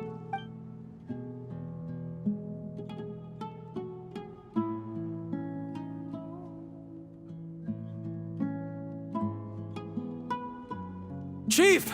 Chief, it's an emergency! It's the Unut. They've taken the well. What? Well, don't just stand there. Take it back. Yes, Chief. I have every confidence in the Eab's military superiority, and yet... What is it? The Unut's response was alarmingly fast. The day after we reach a deal, they seize the well. This can't be a coincidence. Perhaps there is a traitor in your midst. I don't think so. I am obliged to remind you, Chief, that the Academia will only deal with the de facto power holders. If you cannot regain control over the well, I'm afraid you won't see a single mora of that 50 million. No! Please, Ambassador, just give me some time. I swear the Unut will not get away with this. That well is ours, and so is the mora. Glad to hear it. I will wait here for an update. If there is a traitor, I will find them. In the meantime, make yourself at home. I'll report back as soon as I have an update. Much obliged. Wow. All it took was a few words and I've got him wrapped around my finger. What an amazing feeling. So, in summary, Ambassador, the Academia would rather negotiate with our tribe instead of the Eab, yes? The Eab are ruthless murderers who don't listen to reason. And now they have the gall to interfere in our research projects in the desert region. So let me ask you, Chief, if you were the Academia, what would you do? Kill them all, of course. Precisely. The Academia does not tolerate those who stand in our way. The Eab have held back our academic pursuits for too long, and our patience is wearing thin. At the same time, there is simply no way that the Academia can be seen to be intervening in desert affairs. I'm sure you understand where I'm coming from. We have our own rules out here.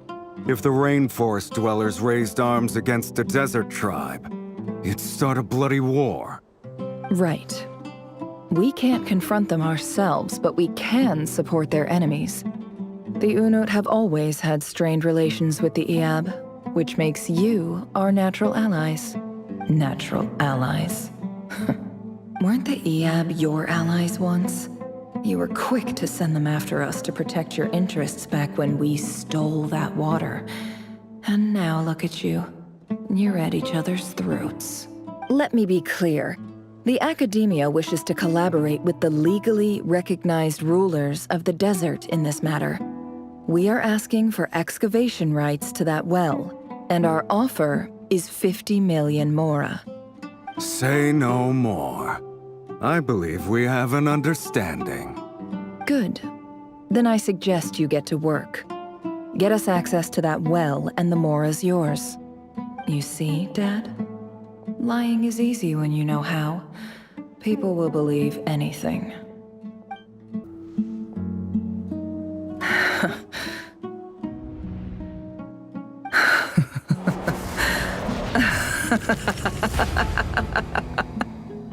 Look at yourselves. You may be vile, savage monsters, but your butchered bodies bleed like any others. You're no different. You're nothing special at all. The monsters who destroyed my home, they're just ordinary, petty human beings. What a joke. I think we're even now. Maybe I've even done the desert a favor. It's a better place without all these people around. Oh, Sinuhe, my gullible fool of a father. Perhaps if you'd been as ruthless as I was today, our tribespeople would still be alive. In this dog-eat-dog world, a chief needs to be tough to survive. But you couldn't do what had to be done. So I did it for you. Nefer, it's okay. All of this is in the past now. I believe I remember you promising to remain silent. Yeah, but even so... Yehoda, is there anything you can do to ease the tension? Alright, time for a sharp turn onto a completely different topic. So, anyway, that's enough of that. When are we getting out of this place? Feels like we've been walking forever. I'm getting pretty tired. Oh, Alma, you tired? Yes.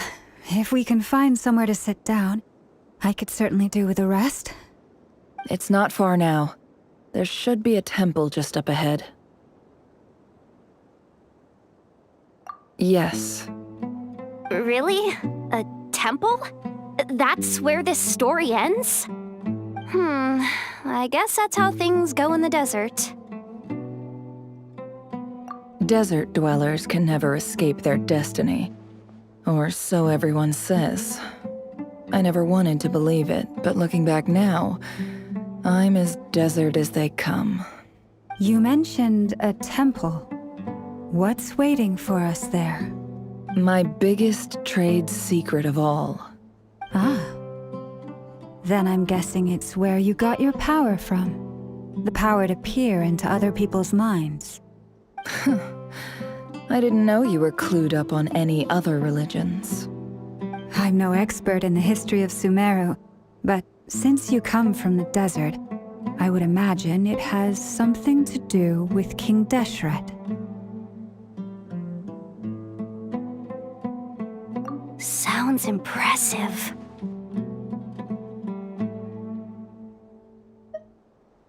Oh, I know who you mean. General Mahamatra Sino. The spirit of Hermanubis dwells within him. That's Boss Neff for ya. She knows everything. Sino's hardly a figure of obscurity, but I know about Sethos too. What about him? Is he a big deal or something? Well, he's not a small deal, let's put it that way. Please, this is the bare-bone basics. Save the flattery. Thanks for your patience, everyone. I'm sure it's been a lot to take in. With any luck, that's our exit just up ahead.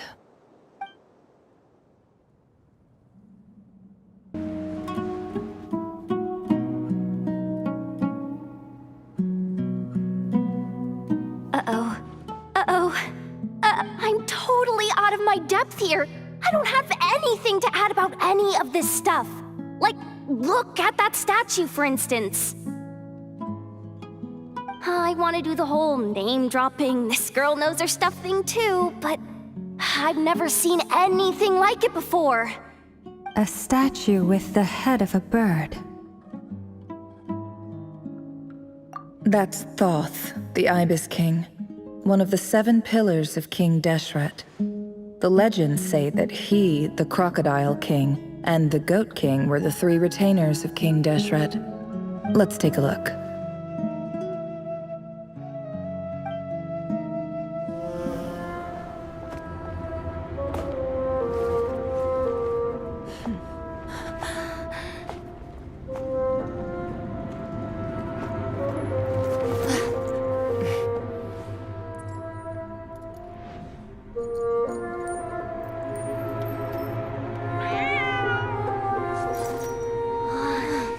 It's just Ashru. So, all is well?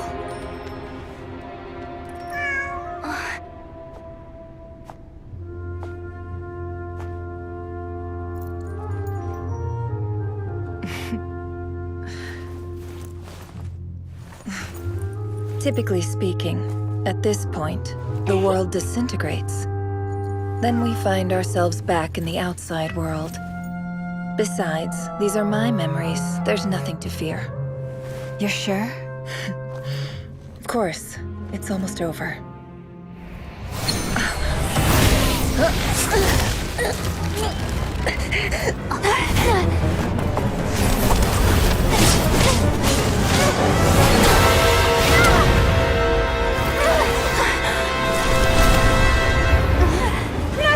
Hold on!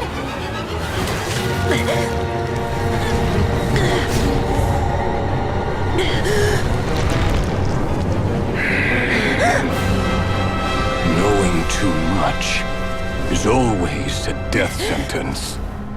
Speak for yourself.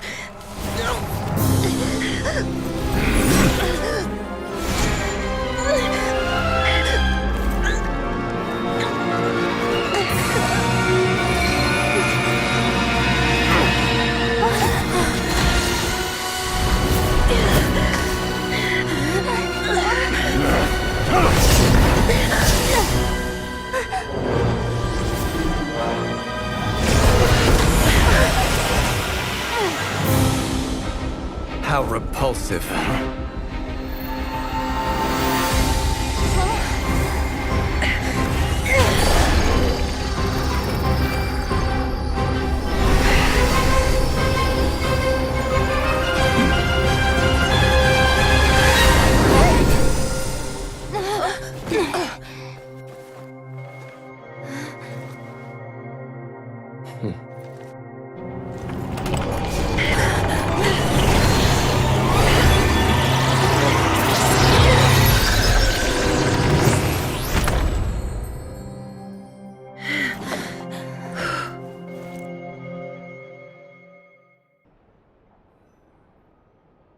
Timed that pretty well, didn't I? It's okay. I'm just glad no one was hurt. Paimon noticed you doing something too, Dainsleif. Were you helping get them out? Of course. When I asked Nefer to conduct this investigation, I was not naive to the dangers involved. I had a duty to ensure your safety. Good to know your sense of justice is still intact after all these years. I take that to mean that you saw the truth.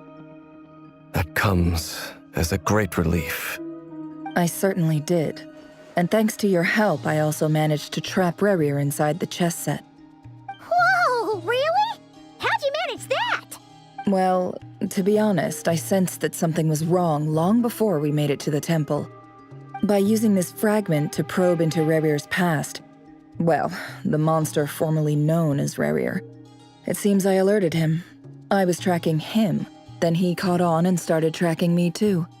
Can't say I'm surprised. But how did he track you through your thoughts alone? That shouldn't be possible.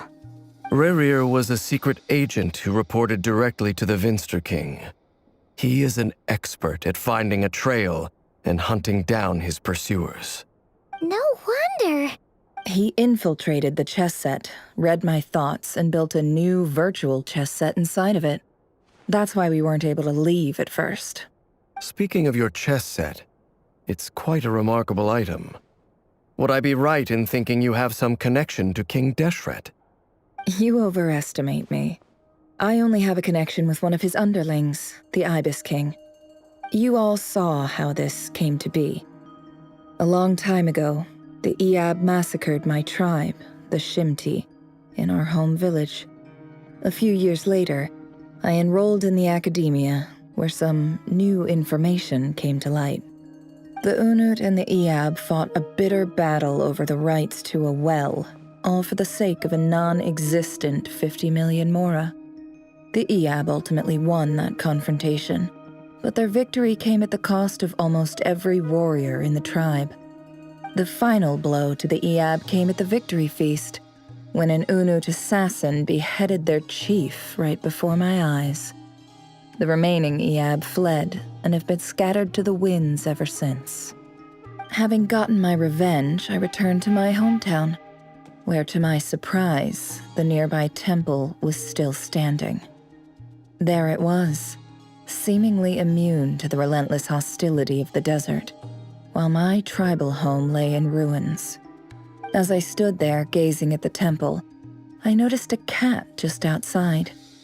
This cat, as it turned out, was home to the spirit of the Ibis King. He led me to a gate deep inside the temple, and there he made a deal with me. This chess set is my gift from the Ibis King. The chessboard within is made to the same specifications as the one in the mausoleum of King Deshret, and represents his power of piercing analysis. With this chessboard in its container, I gained a certain ability to perceive hidden secrets. Now, you could conclude that the Ibis King simply wanted to give the people of this world the power to seek the truth, but I don't believe that's the full story. Every god plays favorites. Their hearts are as fickle as any human's, full of secrets, perversions, egotistical tendencies.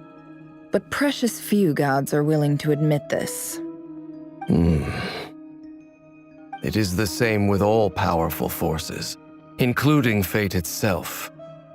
Their gaze falls preferentially upon a select few. As you rightly point out, this is an act of favoritism. If you're alluding to the Abyss, then yes, I agree. Gather the others. It's time to share everything I've learned.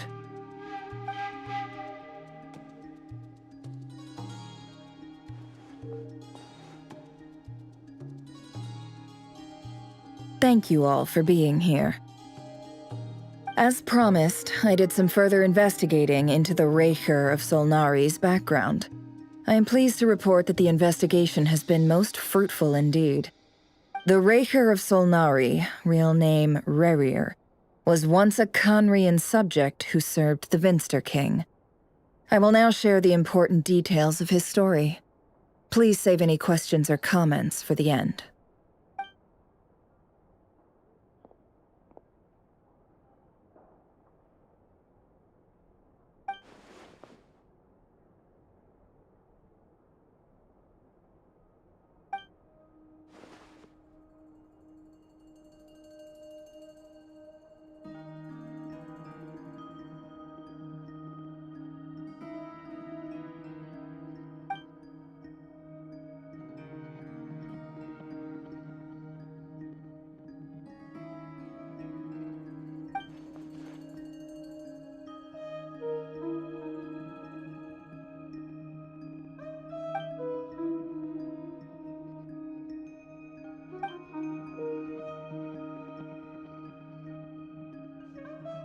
So that's why he's so obsessed with the moon.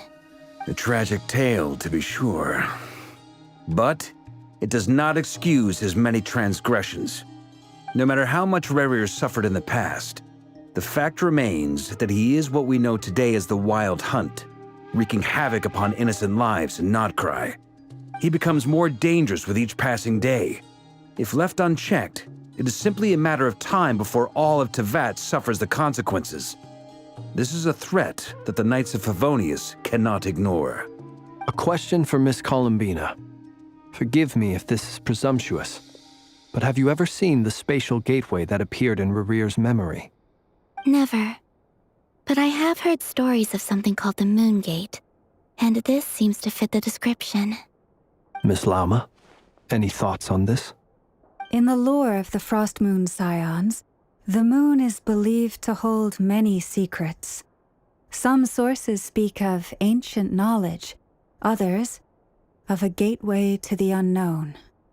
The term Moon Gate is one I have heard before. But as is the case with all of our legends, there are no records of any first-hand witnesses. We cannot know whether it truly exists. Then back to Miss Columbina. As a moon goddess yourself, do you have some idea of where the Moon Gate leads to? Not at this stage, sorry. I do hold the power of the Frost Moon, and my strength is recovering well. I can sense that the gate would open at my command, but... But there's more to the power of the Frost Moon than that? Yes. A moon goddess has the right to open the Moon Gate, since it is a path to the moon. But as never mentioned, holding open a spatial gateway takes a huge amount of power. And right now, I need to conserve my energy to fight the Rahier of Solnari. I'm afraid this is one mystery we may have to leave unsolved for now. I agree. Better to save your strength. But if you'll humor me for a moment, I have a bold conjecture of my own regarding the world beyond the gateway. I highly suspect that neither Tholindis nor Rarir made it through unscathed. The evidence pointing to this is the fact that the Rahier of Solnari exists in the form of countless fragments. With the abyssal power he wields, no ordinary foe can touch him, let alone tear him to shreds. And yet, the Wild Hunt proliferates wherever his scattered fragments lie, drawing hordes of monsters to many different locations across the land. So your theory is that Rarir was physically torn to shreds by some powerful force? Hence, why the Wild Hunt is a distributed phenomenon, rather than a unified one? Makes sense to me. Explains why the Wild Hunt is so pervasive, and why he's been trying to piece himself back together. He was whole to begin with, and he wants to be whole again.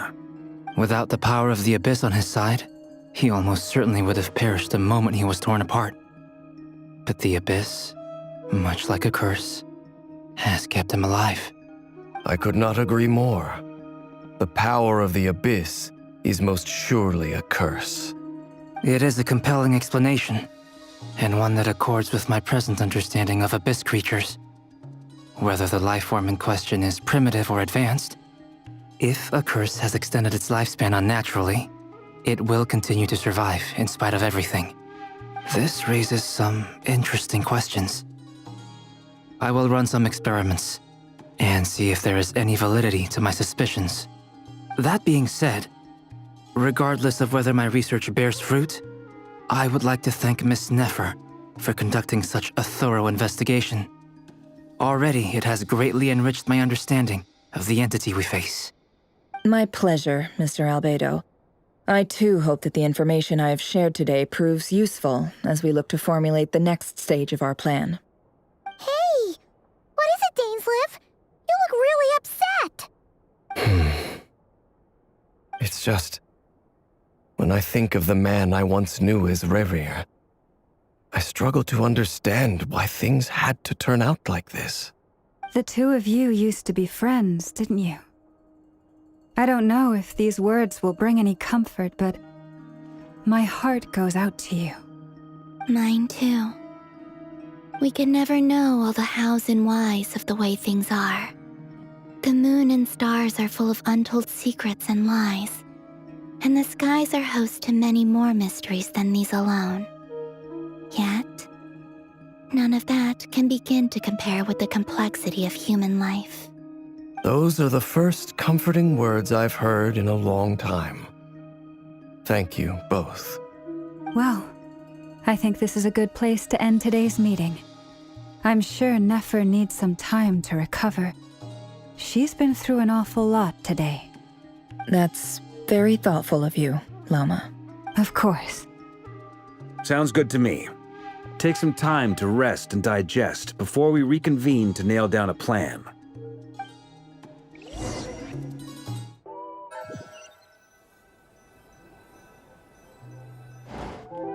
Hey, is this a bad time? Hope I didn't kill the conversation. Nice room. Oh, I'm not coming in, though.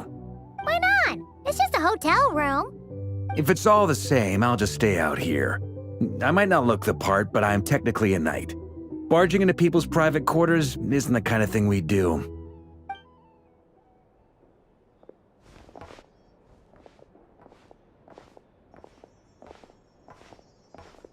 Anyway, Nefer went back to the curatorium to get some rest, but before she left, she shared some things with me that I thought you should be aware of. Firstly, although she managed to trap the Raker of Solnari inside her chess set, there's no guarantee that the power of the Ibis King is any match for one of the 5 sinners. Their powers are beyond our comprehension. It's only a matter of time before he finds a way to break out. We have to come up with a plan and take care of him before that happens. Honestly, my mom figured that might be the case. So, how long have we got? Well, I asked her that same question. She talked for a long time, but for the most part, it seemed like she was trying to convince me how precious her chess set is. What a long and storied history it has. It felt like some kind of sales pitch, you know? The kind where you end up handing over Mora against your will? Anyway, after all that, she finally answered the question. 2 days, at most. 2 days? Holy moly! Can we even recruit enough help in that time? That remains to be seen. Which brings me to the second issue.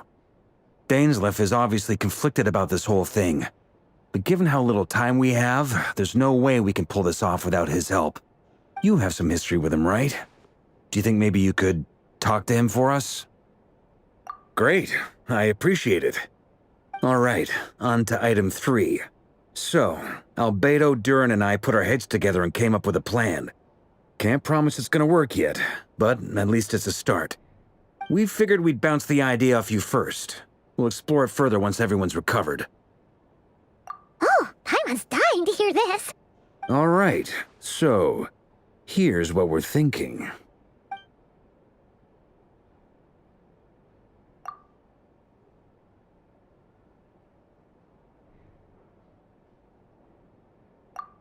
We felt a little uneasy about roping you into this. I mean, firstly, you're not locals, and secondly, none of us are your boss. You're well within your rights to refuse if you so choose. Roping us in? Why would you even say that? We know the stakes here. It's all of us against the Rayher of Solnari, or none of us stand a chance. I choose my words very intentionally, I'll have you know. I like to think there's an art to striking a down-to-earth tone even when the stakes are through the roof.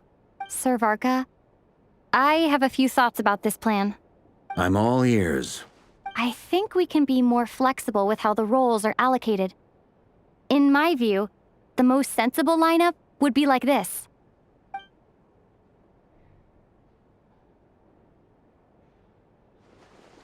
I see your point, yeah.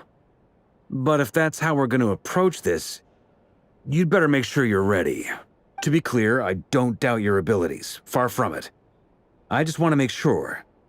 Are you really willing to take all this on? I want to do everything within my power. The Rayher of Solnari is a truly fearsome opponent, and if I do my part, it'll greatly reduce the risk for everyone else involved. Well, that tracks with what I've heard. Jean's mentioned in her letters that you're so diligent it's almost abnormal. As in, most people weigh up the risks and rewards in situations like this.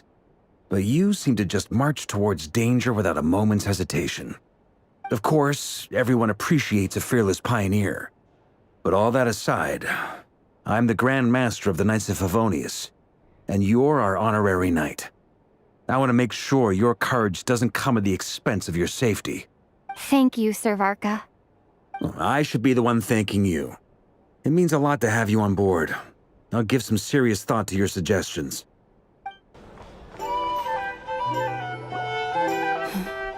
This is a thorough plan, but I do have one last question before we take action. How can we be sure that our enemy won't leave the designated area? Great question. Albedo's been hard at work analyzing Rerir and the Wild Hunt's behavioral patterns. His conclusions are as follows.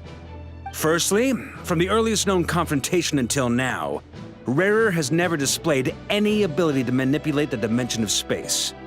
So it's unlikely he has any power in that domain. Secondly, he seems to have a particularly strong vendetta against our group. If we put him in a fight-or-flight situation, he'll choose to fight every time. Thirdly, finally, and most importantly, he is consumed by hatred, both for the moon and for his enemies. Turns out, we tick both of those boxes. We have a reincarnated moon in our ranks, and a spy who accessed his private memories without permission. He'll be baying for blood, not looking to escape. As someone who's had their fair share of interactions with the Wild Hunt, those all seem like valid observations to me. Understood. Then I will defer to the verdict of the group. Well, everyone, that's the plan in full detail. Albedo and Durin are carrying out their part as we speak. Plan approved. Scheduling. Okay, any firepower you need, I got you covered. Let's light this baby up. The Frost Moon Scions are behind you as well. And the rest of you?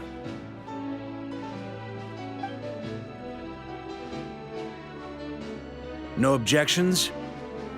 All right, then it's settled. This is the plan we're going with. Next up, an old tradition of mine. Anyone who wants to back out, now's your chance. Wait, we can still back out of this? Everyone says things they regret, right? I don't want anyone feeling trapped because their mouth said yes before their brain had time to think things through. A very people-first approach. I hear that's common practice in the Knights of Favonius. Heh. Who'd you hear it from? D-Luke? Shh. We don't use people's real names at work. This contact will be known only as Owl, please and thank you. This plan can only work if everyone does their part. Flint's and I will absolutely support it. We shall indeed. You'll be glad you accepted our help. Also, you are the last person I expected to see here, Miss Dory. It's not often I get called Dory in a work context. My peers usually call me Lord Sangamabe. So, the longer your name, the higher your net worth. Is that the idea here? In that case, Mr. Flint's here must be worth a fortune. That's right, I know your full name. It's... The walls are thin here. I'd appreciate you keeping that a secret. Okay, fine. I'm actually only here as a favor for someone else. Do you have any idea how much it would cost to hire me otherwise? Oh, does this mean someone out there actually has the power to boss Dory around? It most certainly does not. We have a long-standing and mutually beneficial business partnership. She's actually the mom of a friend of yours. Said mom supplied me with a great little trinket, but now that lady's ruined everything. If I don't start building a little goodwill now, my whole business in Nodcry is gonna go down the drain! Okay.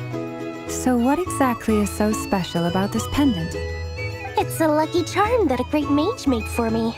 We have a business relationship, and she was worried that something bad might happen to me. So, she wanted me to have something that can store power to protect myself with. I finally got it all fully charged up with Kuvaki, and then never went and used it all up at once! Never lost so big in my life! You're right. It was all my fault. I didn't mean to drain all the Kuvaki in the pendant, but I'll make it up to you. You will? Well, in that case, how about you give me your chess set, and we call it even? I knew you'd say that. Well, it's yours if you want it. In fact, take it now, and I'll even throw in a free Raker of Solnari. Deal? You're putting me in a difficult position here. It's a very useful thing to have around, but I have a funny feeling it won't be around much longer. I guess we'll see in a couple of days. Looks like bankruptcy for me. Hey, don't be so pessimistic. See this through and you never know. You might find a new business opportunity on the other side.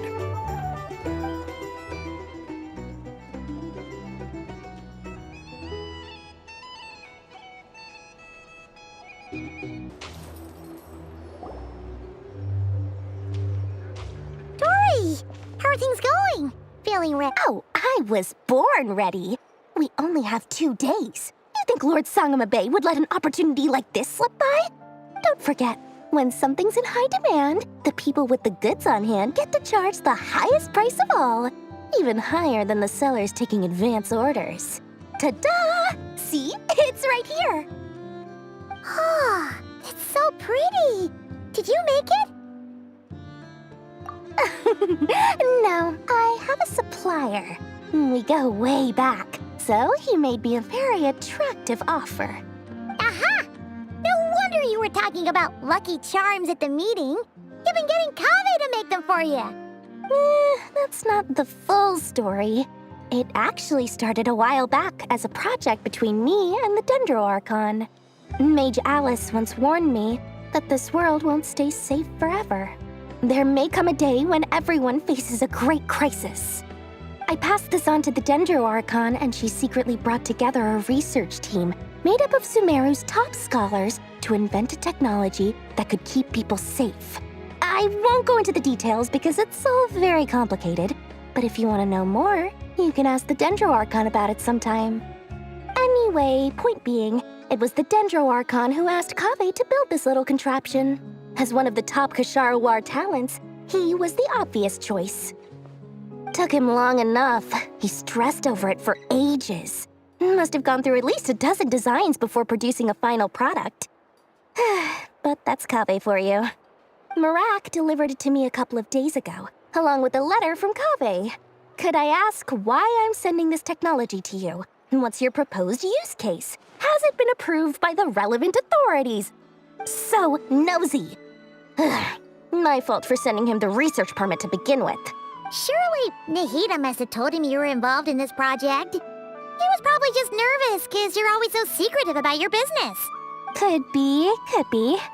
Anyway, I just replied, let's hope there never has to be a use case, because it would involve grave danger. Fair enough. But it sounds like he was just being cautious. He probably felt responsible as the one who made it. Or maybe he was asking as a favor for his housemate. He's done that before. Not sure why, though. His housemate doesn't seem to really care that much about this kind of stuff. Either way, all's well that ends well. I'm just glad to finally have my hands on the product. I wouldn't want to be without it, given the potential dangers that lie ahead. Huh? What does that look mean? Paimon's just super surprised. This must be the first time we've ever seen you actually get serious about something. Well, a long time ago, I made a promise to myself. I promised that I was gonna live every day of my life with a big beaming smile. Obviously, Mora plays a big part in that. But there are always gonna be times in life when you have to give something back. That could mean paying back a debt, returning a favor, or showing some kindness. Alice has been a huge help to me over the years. She was the first investor I ever had. And I want my investors to know that Lord Sangamabe is the best in the business. And more than that, no one knows what the future will bring. Whatever happens, I want to make sure the Dendro Archon and all of Sumeru is prepared to face whatever comes. Oh, that? I was just making sure Nefer and I are square. Don't be thinking it was some sort of benevolent act. I'm no saint, so don't treat me like something I'm not. My priority is doing the business that I want to do. So long as my conscience lets me, but it usually does. That's the Lord Sangama Bay business model. All right, if you say so. I do say so, and that's the whole point. I'm a business... Oh, and could you two help me get this stuff where it needs to be? Thanks so much.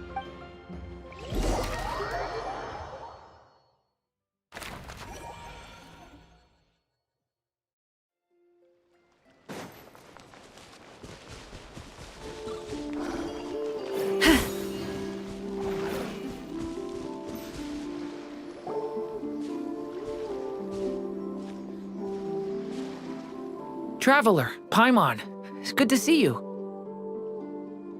Everything going smoothly over here? Sort of. As you're probably aware, Varka, Durin, and I captured some abyssal creatures from the Wild Hunt. Per the plan, we dissected and analyzed some samples of these creatures. The process went very smoothly. The findings, however, come with some troubling implications. What? You can actually dissect the Wild Hunt? That depends on your definition of Wild Hunt and dissection. Harmless, lifeless. These words are accurate descriptions. The Wild Hunt is an interesting phenomenon. In and of itself, it doesn't seem to possess anything akin to a human personality. But taken as a collective, the medium through which the Wild Hunt is summoned does appear to have a soul. Master griped a lot about the wise Horoptotire, and seemed somewhat fascinated with the Faustsert Elegy. But she barely mentioned Rerir at all. I don't think that was because of his lower social standing, though. Anyway, it's a pity. I should like to hear her thoughts on the nature of the lifeform he has become today. It's a strange mix. The furious energy of an abyssal being channeled through a fractured physical existence. A consequence of being torn apart by an unknown power. Perhaps the only explanation for his survival in this state is that he sacrificed a degree of individuality in exchange for a continued existence. Oh, sorry. Once I get talking about interesting research, I have a tendency to go on indefinitely. Back to our research findings. Essentially, they confirm my hypothesis. Rerir's corpse is completely contaminated by the Abyss, and the effects are irreversible. You could think of this as Rerir in mutated form. But in my view, even that would be inaccurate. In reality, his whole being has been consumed by the Abyss. In other words, he is now nothing more than a manifestation of abyssal power. Unfortunately, at present, we have no means of completely eradicating abyssal power. Hence, we cannot fundamentally destroy the Reir of Solnari either. Oh, that's terrible news! So, that's it? We can't defeat him? Not even if we get the power of the Three Moons? Miss Columbina's situation is a difficult one. She can never achieve wholeness when the world does not accept her presence. It's as if her creator banished her to a place she can never be accepted.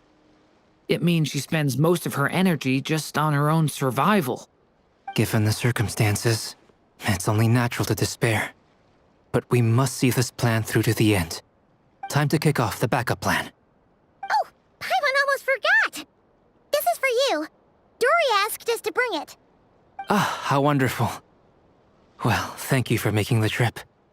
Durin and I will be heading off shortly. I'm sorry I won't be there to protect you in person this time. Please be careful. All right then. Stay safe.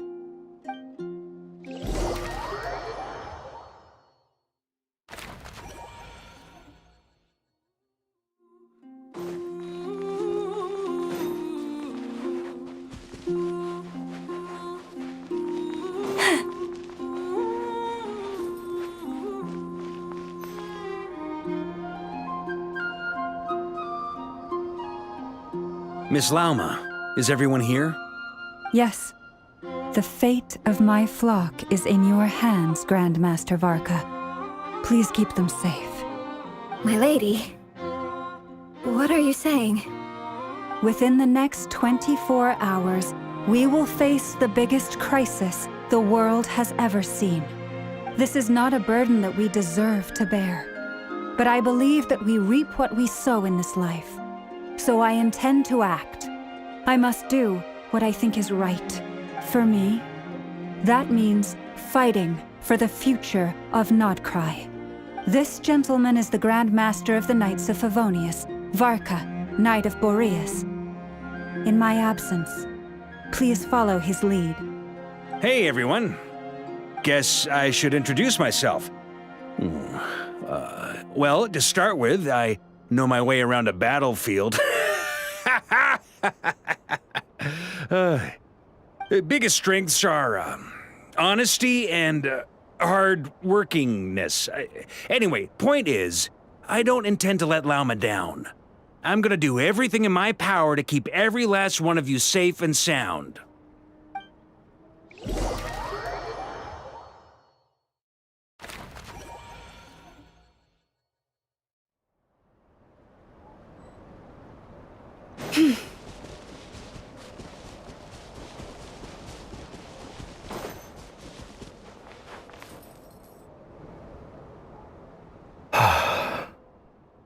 Something on your mind? Miss Columbina, was it? I believe that's how the others addressed you. That's right. Names are funny things. Have you always been called Dainsleif? Yes. I take it your own name has a more complicated history. I have a different relationship with names than other people. To be honest, I'm not even sure that Columbina is my name. At least, not in the same way that Dainsleif is yours. But it's what everyone calls me, and I go along with it. A lot of my life has been that way. I get so used to things that I forget to question why they are so. I never used to think much about where names come from, or what they mean to people. Maybe something's wrong with me. You're different from other people. I sensed it the first time we met. You're more perceptive than most. I'm sure your long life and rich range of experience explains that. Do you ever find yourself missing Conria, Mr. Dainsleif? Difficult to answer. I have dreamed of the past many, many times. Sometimes I'm fighting tooth and nail. Other times I'm lying on the ground, defeated. I don't recall any happy moments from that time. It has been too long. Is that because hatred survives longer than love and affection? That would not be for me to say. I make no excuses for the grudges I bear. But whatever the reason, I remember little that was beautiful or sentimental. Thank you for your help with the Rerir situation. Without your efforts, I never could have learned the hidden truth of his story. You're welcome. I know he's your friend. Friend? He betrayed me. And I never really understood what he was going through in life. Some friendship, that is. Okay. So, do you plan to fight him with us? You see, you're torn. Now you know what really happened. You see the things he's done in a new light. I need some time. Of course. I completely understand. Anyone else in your position would feel conflicted too. Actually, I went through something similar myself recently. Something happened that changed my perspective on a situation. A situation I took for granted at the time, but now I feel very grateful for it. You mean the Harbingers who still support you, even though you've left the Fatui? Yes. I always thought they were only helping me because Harbingers are forced to work together. But then I abandoned them. A warrant was even put out for my arrest. And even now, they still support me. Which means I was wrong about them all along. Clearly, they view you as a friend. I feel a little guilty now. I regret not seeing her help for what it was, and not treasuring it. I see the guilt that you're feeling now, because I feel it too. Hopefully, talking about it will do us both some good. Have you noticed that the Traveler and Paimon are over there? I think they've been listening. Huh. Shall we say hello? Sure. Hello. Ah! They caught us!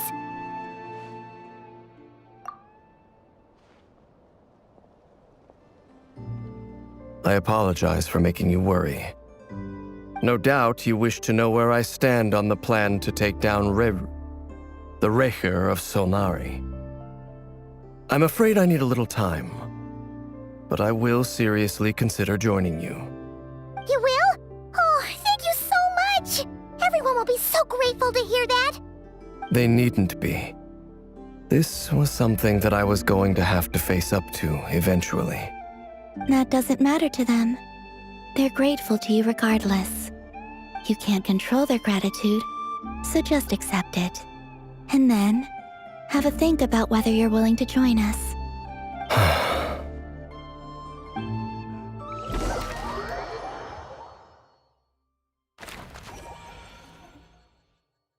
It's nearly showtime! Let's go rendezvous with the others. You know the place.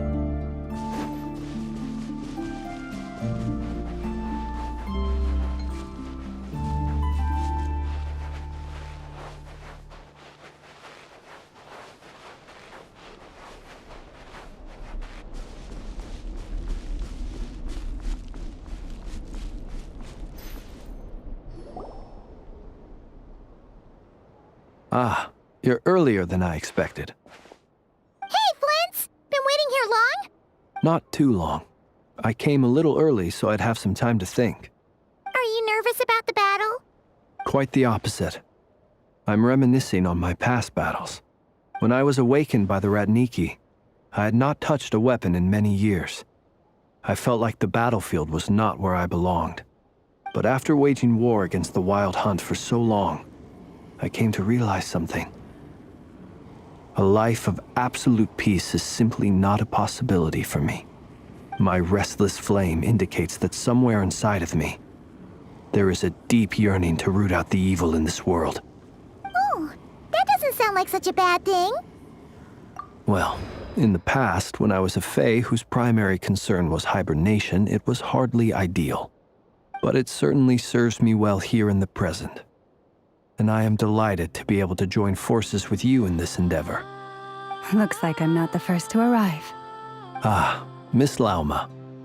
Did you sleep okay last night? I struggled to settle down at first, because of the nerves. But don't worry. I got enough sleep in the end. I'll be just fine.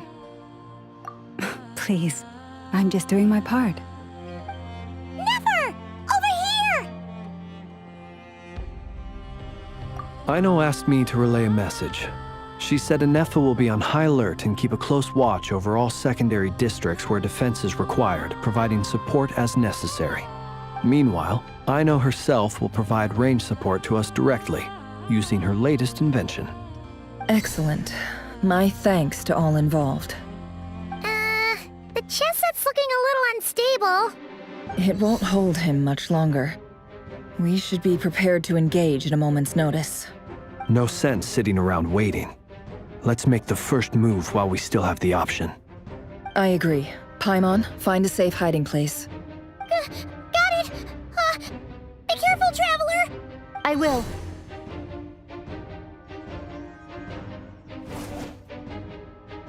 Everyone, take your positions as soon as the battle starts. Every ounce of strength we have in our bones, let us bring to this fight. Ready? Let's go. I've seen all your futile ploys before. You have become the authors of your own demise. I wouldn't be so sure about that. You are merely a moment of sport before I tear down the moon.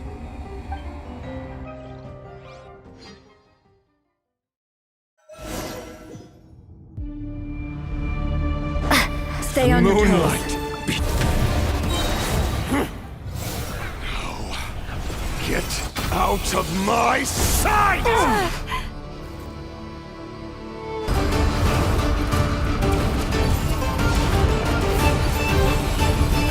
Curses! There's no other way.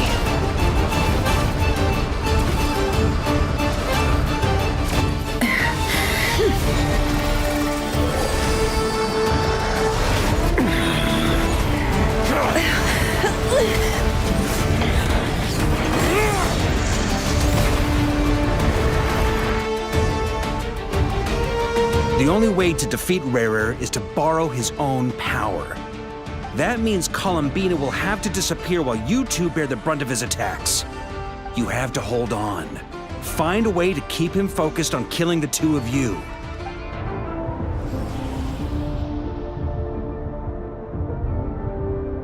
Never!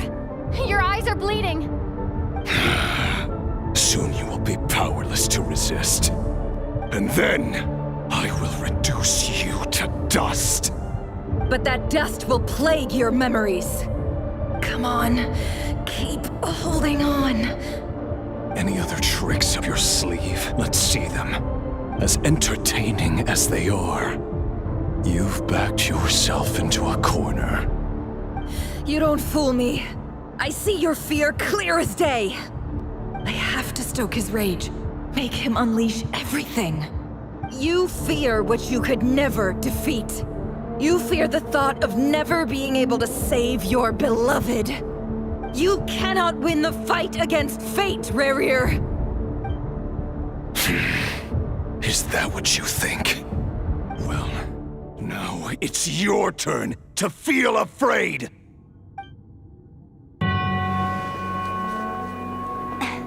You fear the sound of your own name? Is it us you hate? Or is it what you've become? Let's see what becomes of you!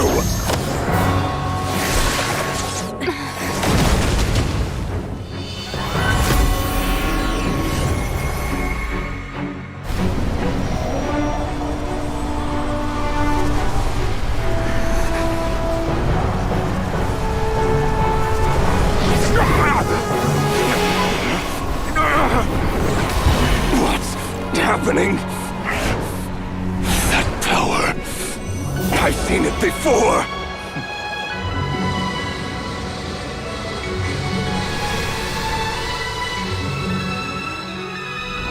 His power is on another level. We'll need to use an alchemical array to convert his power into a usable form. Then quickly channel it into Columbina, rendering her powerful enough to compete with him. I'll join you. I can help. If I release enough abyssal energy into a confined space, it'll create a potential difference, allowing us to extract a huge amount of elemental energy. Next, I'll synchronize with everyone's minds using Pyro, then give you temporary access to their abilities and fields of view. But it won't last long. Can you see? Well enough. So, we have a student of Gold Rheindotter in our midst! How about that?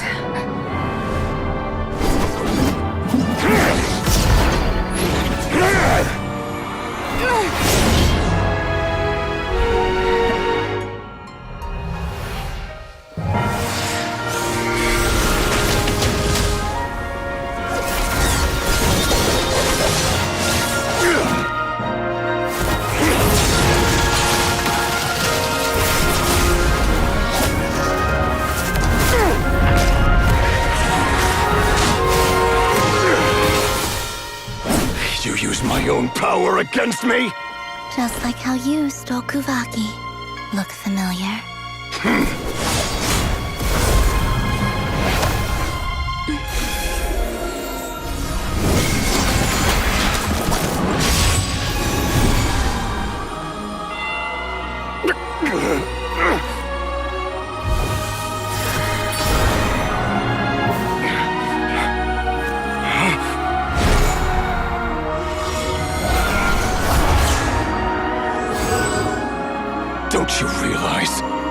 don't have the power to hold that gate open. I don't, but someone else does.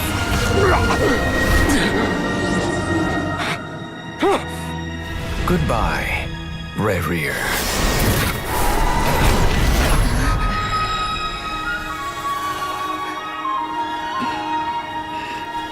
We won.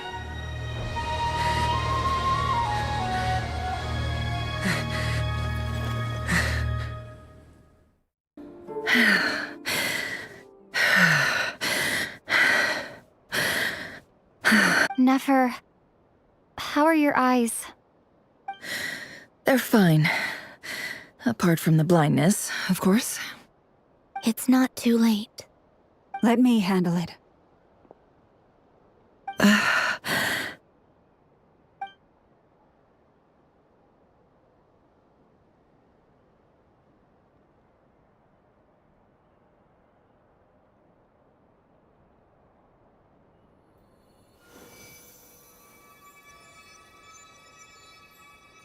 Miss Nefer, it's not like you to lose your composure. That was the most reckless thing I've ever seen you do. Reckless how? The situation was critical. Our lives were at stake. We had to do something. Even so. Okay. I guess you're right. Under the circumstances, it was a wise decision.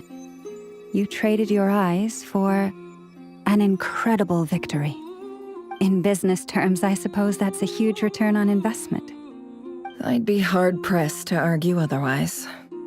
Still, I don't like this outcome, and I don't want you to lose your sight for good. People suffer when they make sacrifices they shouldn't have to make, whether that means faith, strength, or in this case, your ability to even see. I had hoped you could win without sacrificing so much as a single hair on your head. Thank you. Really. All done. Don't try and open your eyes just yet. We'll see how you're doing in a couple of days. Until then, please follow your recovery plan to the letter. I'll send full details through Yehoda. For now, just get yourself home, relax, and rest. My dear friends, we have fought bravely and achieved a spectacular victory. A dark cloud has been lifted from the skies of Nodcry. All in this land will be grateful for what you have done. The moon will remember this day. Thank you both.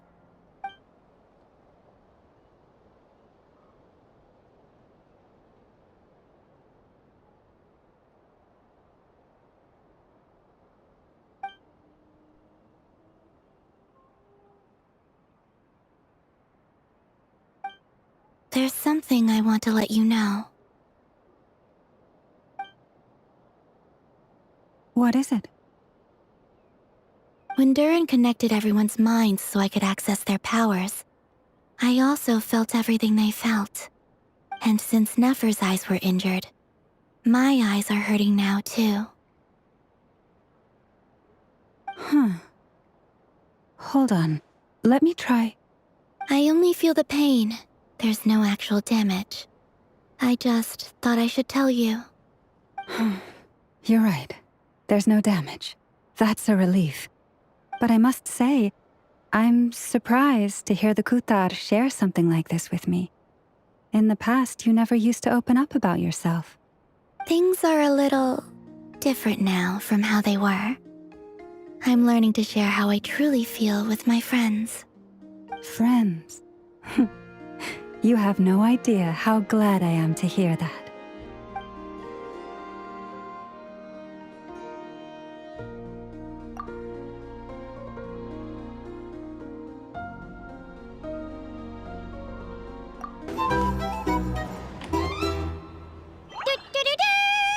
We're here! Oh, Traveler and Paimon! Perfect timing! We were literally just saying how there's no way we're holding this victory feast without you any longer, and we would have postponed it till tomorrow. How are you feeling today? Much better, thanks. Don't worry about me. Relieved to hear it. If that changes, Just let me know. Happy to check you over at any time. Yep, we're here for you. Anything you need, just let us know. Oh wait, where's Nefer? How are her eyes doing? Nefer's right over there. I'm sure she'd love to catch up with you.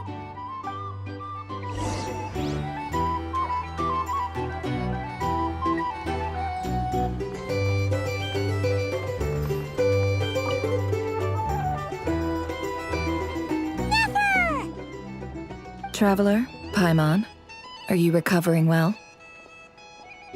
Turns out that moon chanter has some real talent after all. My eyes were mostly recovered after just a couple days' rest. I can actually open them again now. Yeah, but you gotta be careful. Lauma says not to strain your eyes while they're still healing. Yes, thank you. I'm well aware. Yehoda, could I borrow you for a moment? I could do with an extra pair of hands. Oh, sure. Coming. Did you hear that? I gotta go help Lauma for a second. You guys chat among yourselves. I'll grab us some drinks on the way back. Paimon, you still like 'em sweet? You bet! Make it extra sweet, because Paimon's earned it! Sure thing!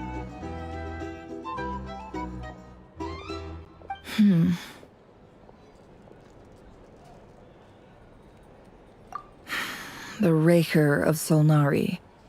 Kind of a snake, don't you think? No, definitely a snake.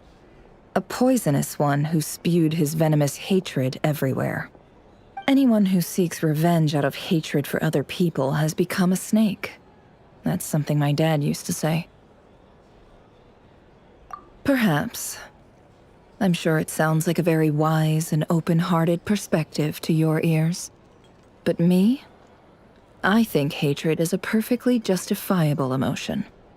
What else is left when everything you depended on in life gets stripped away? Something's gotta fuel that drive to keep on living. If you're worried about me, you can nip that in the bud. I'm not someone who gets stuck in the past. It's just... I suddenly feel like I was wrong to call my father a liar. He was just a fool. That's why the Academia turned their back on him, and why the other tribes ganged up on him. Oh, Father. How much better things could have been if you were a skilled liar. Look at the Ibis King. Thoth is a fiendishly cunning liar. And yet, strangely, he feels more like a father to me than my real dad ever was. He's never brought it up, but I'd bet he feels the same way. Why else would he give me the power to perceive the truth, while at the same time training me in the art of deception?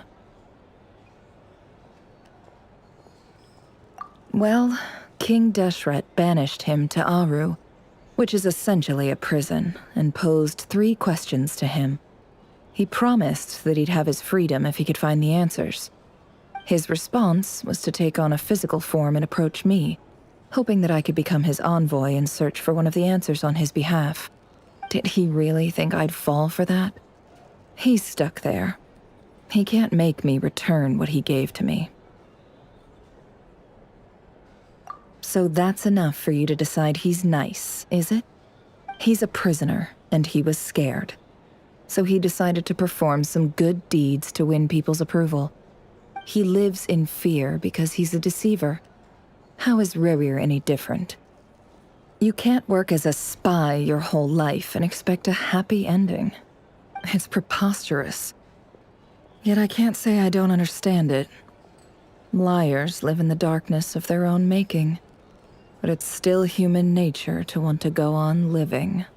They say that a liar's soul is the most worthless thing in the world. What do you think? Oh, really?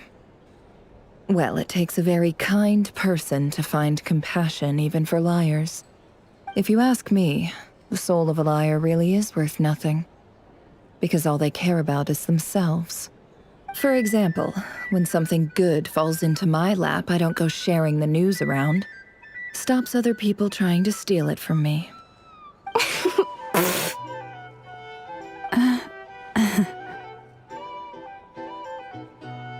So be it. They have sharp ears. I can't keep anything from them. Wow, is that what it looks like? Well, you all know my past now, and I can't simply eliminate everyone who knows too much. So I guess I just have to put up with you. For the foreseeable future, at least. When you find yourself in a situation you can't control, the safest play is to keep calm and start monitoring everyone involved like a hawk. In the intelligence world, you need to have a sense of perspective and play your hand accordingly. If you understand what's at stake, please ensure my secret is safe with you. I trust you'll respect my wishes as a friend. But don't forget, I will also be watching you like a hawk. Very good. Oh, wait! Now that the panic's over and we've all calmed down, Paimon suddenly remembered something. After all that build-up, our mystery ally never showed up even once.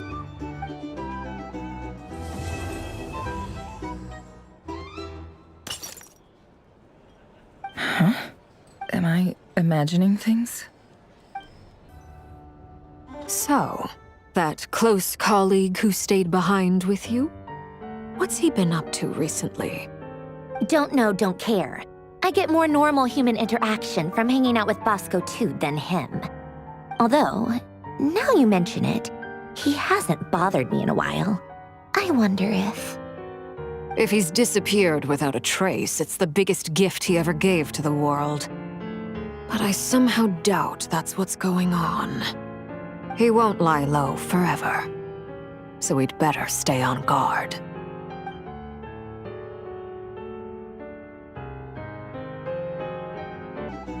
Hey, look who's bounced back! Looking good, Traveler!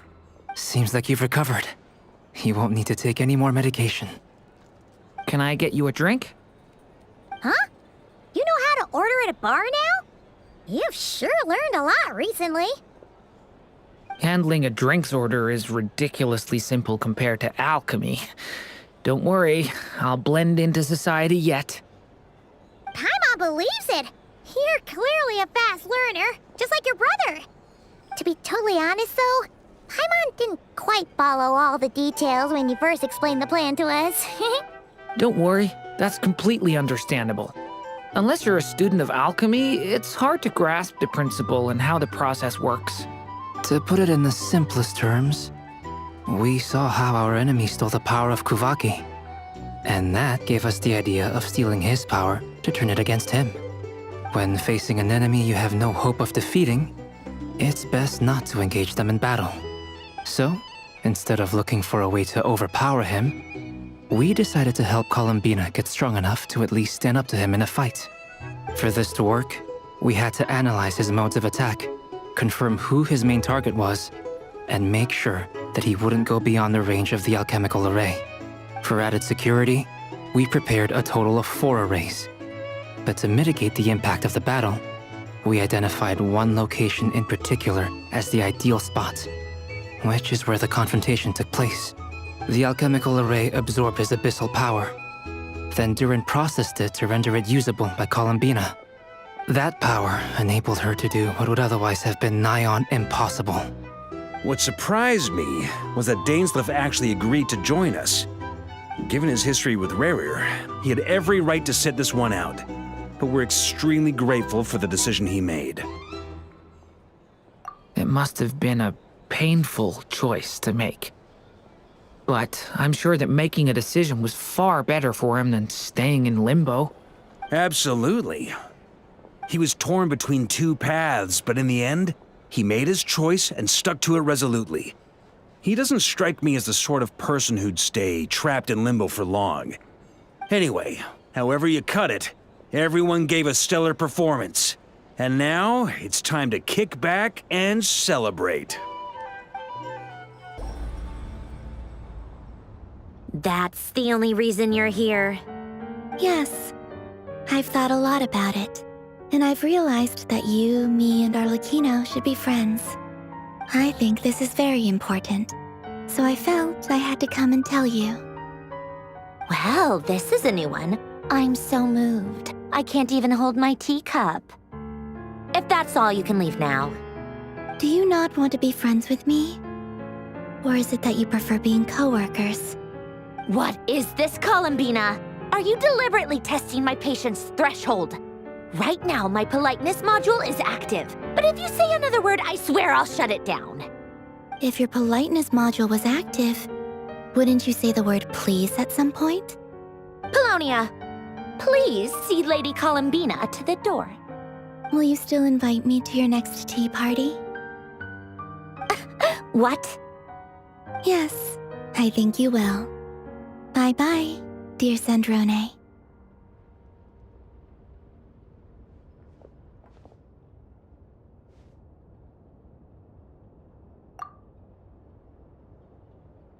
Last time, the Wild Hunt escorted you out. Would you rather I handled it myself this time? We just wanted to, see how you were doing now that it's all over. Why? Out of concern for my safety? I hope you didn't seriously think that the Rayhir of Solnari would be able to lay so much as a finger upon me, given how prepared I was. Mostly because you kind of helped us out, so we just wanted to check you were okay. Looks like all your robots are fixed, huh? Oh, don't you worry about that. Tea time is already a write-off. The visitor before you managed to kill my appetite. If you're in the mood for tea, go ahead and help yourself. Otherwise, it's going to waste. My coasters are still missing in action, though. Use this notebook instead. Whoa! Pretty hefty notebook. Look at all those calculations. You can ignore those. They're just dumb scribblings. I doodle and write in my free time. Sometimes I remember the distant dreamlike past. Sometimes I imagine the far-flung future. And other times, I grit my teeth and note down all the crazy nonsense going on in the present. Some people do the crosswords in the newspaper. This is my equivalent of that. Trying to predict the future is like daydreaming. And writing about the present just makes me furious. The past is my favorite. If nothing else, it's already set in stone, so I don't have to rack my brains trying to figure it all out. Huh. Although, having said that, the only vaguely interesting memory in my past is probably that guy they call Lord Artificer. Who else? Pretty much all the mecha in Fontaine are his personal handiwork. Wait, are you saying you know him? Like, personally? As a friend? I mean, I guess we were friendly enough. Yep. In fact, I'm probably the only normal person left who knew him at all. We used to chat occasionally back when he was still around. Before he passed away, he asked me to destroy all his manuscripts. I honored his request, but I did read through everything first before destroying them. I mean, I couldn't let the genius of Lord Artificer Alain Guillotin disappear like that. Would have been such a waste. So, that's where the formulas in your notebook are from? I just told you. Those are my equivalent of crossword puzzles. They're just dumb formulas that I solve for fun when I'm bored. Alain's work was like epic poetry. The formulas in my notebook are just silly little riddles in comparison. Not that there's anything bad about them. I mean, at least, solving those riddles isn't going to hurt anyone. Except me, 'cause I lose a few brain cells in the process. Anyway, while we're on the topic, I might as well tell you about what happened to him and his friends. Alain Guillotin had two close buddies, Renee and Jacob. They spent their childhood years together in the Narzissenkreuz Institute. They were all quite competitive, so there was some rivalry between them, but it was a friendly rivalry. But beneath the friendship and the rivalry ran something deeper, a sense of nostalgia for the past. Unfortunately, childhood would end. The prophecy would come true, the apocalypse would arrive, and the future would never be. A mad dream that would normally only capture the minds of lunatics begin to take root in their hearts. A dream of saving the world. And if Renee and Alain had been people of lesser wits, that dream would probably have ended up as something for them to joke about in their older years. But alas, they were some of the sharpest minds around.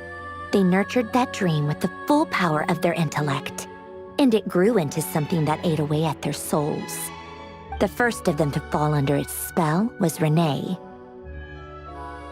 Against Alain's wishes, he persisted in experimenting on a mutual friend of theirs to try and save their life.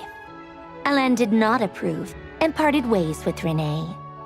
It's complicated. Alain wanted to believe that Renee only did what he did for the sake of their friendship. But when he told me about what happened, I could tell he still had some suspicions about Renee's motives. Perhaps the seed that would grow into a nightmare had already sprouted in Renee's mind. Even then, the next time they met, Renee's soul had been completely engulfed by the dream of salvation. His futile attempt to change the tide of fate only resulted in a wave that swallowed up the world, even before the apocalypse came. And although that wave died down eventually, I hear that it just recently came back with a vengeance. As I understand, Renee wanted to live out his dream of salvation once more. But I'm told that the attempted resurgence finally died out for good. At long last, Renee awoke from his deluded dream. Though of course by then it was far too late. What do you think of Renee? Do you admire his transcendent genius? His view that any price was worth paying to achieve the lofty goal of saving the world? Or do you despise him? Dismiss him as an evil madman who wrought havoc on the lives of everyone around him as he pursued his delusional dream? Same difference, really. Just a matter of perspective. What a cop-out. But I suspect you'd have a more incisive and insightful answer if we dug into it further. I don't like fanatics who give up their whole lives for their ideology. Nor do I like fools who let their delusions take control. Maybe I could understand if Renee had just been an ordinary person. But he had a sage-like intellect, and still managed to get himself lost in the labyrinth of his own desires. Anyway, that's enough about Renee. Now, moving on to Alain Guillotin, the Lord Artificer. He managed to put a stop to the first storm whipped up by Renee. But after that, Alain lost his friends and family. To his credit, I suppose, the loss of his family and friends was purely a tragic accident. It's not like Alain sacrificed them for his cause or anything. After that, the only thing supporting his work was the same dream that had dragged his closest friend down to the abyss. But although the desire to save Fontaine drove him to found the Fontaine Research Institute, Alain continued to reject any form of transcendental knowledge or power. He was suspicious and fearful of it, having seen the way it had affected his closest friend. I think that formulas and machines derived solely from human intellect were the only thing that gave him a sense of spiritual comfort. Yet Alain's intellect was simply too great. It barely left him space to breathe in his lifetime. Once he realized that the end of his life was approaching, he finally accepted the truth. The Nazissenkreuz Institute needed someone, and a human being, to see its story through to the end. He quit working on his formulas, trading them in for the fairy tales that had played such a formative role in his childhood, but which he'd barely touched in his adult life. He told me that the director of the Nazissenkreuz Institute used to read those fairy tales to the children as bedtime stories. Apparently, they worked wonders at sending kids off to sleep. I think that all he wanted at that time in his life was to be able to sleep deeply without being plagued by depression. By that point, nothing else really mattered. At the very end, he laid down to rest in the ruins of the former Nazissenkreuz Institute orphanage, while the Fontaine Research Institute he had founded continued tirelessly with its work.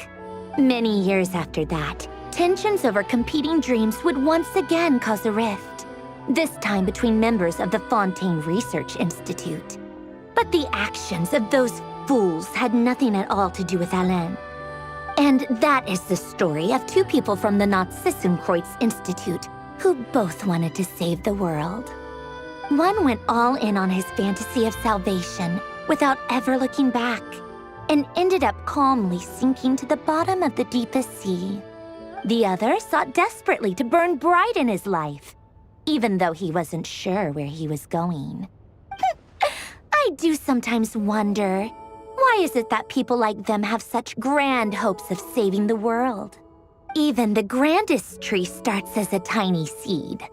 So perhaps, for each of them, their mission to save the world began with a very simple desire: to save themselves. They were young children with friends and family who mattered to them, desires to explore the meaning of life, ambitions to have a successful career. They didn't want to see all of that taken away in one fell swoop. Or maybe they just wanted to find something to anchor themselves within the chaos, to stop them getting quietly swept away by the storms of life. But instead, the search for their own salvation took them down the rocky road laid out by fate. Do you think the desire to save oneself is enough of a justification to try and save the world?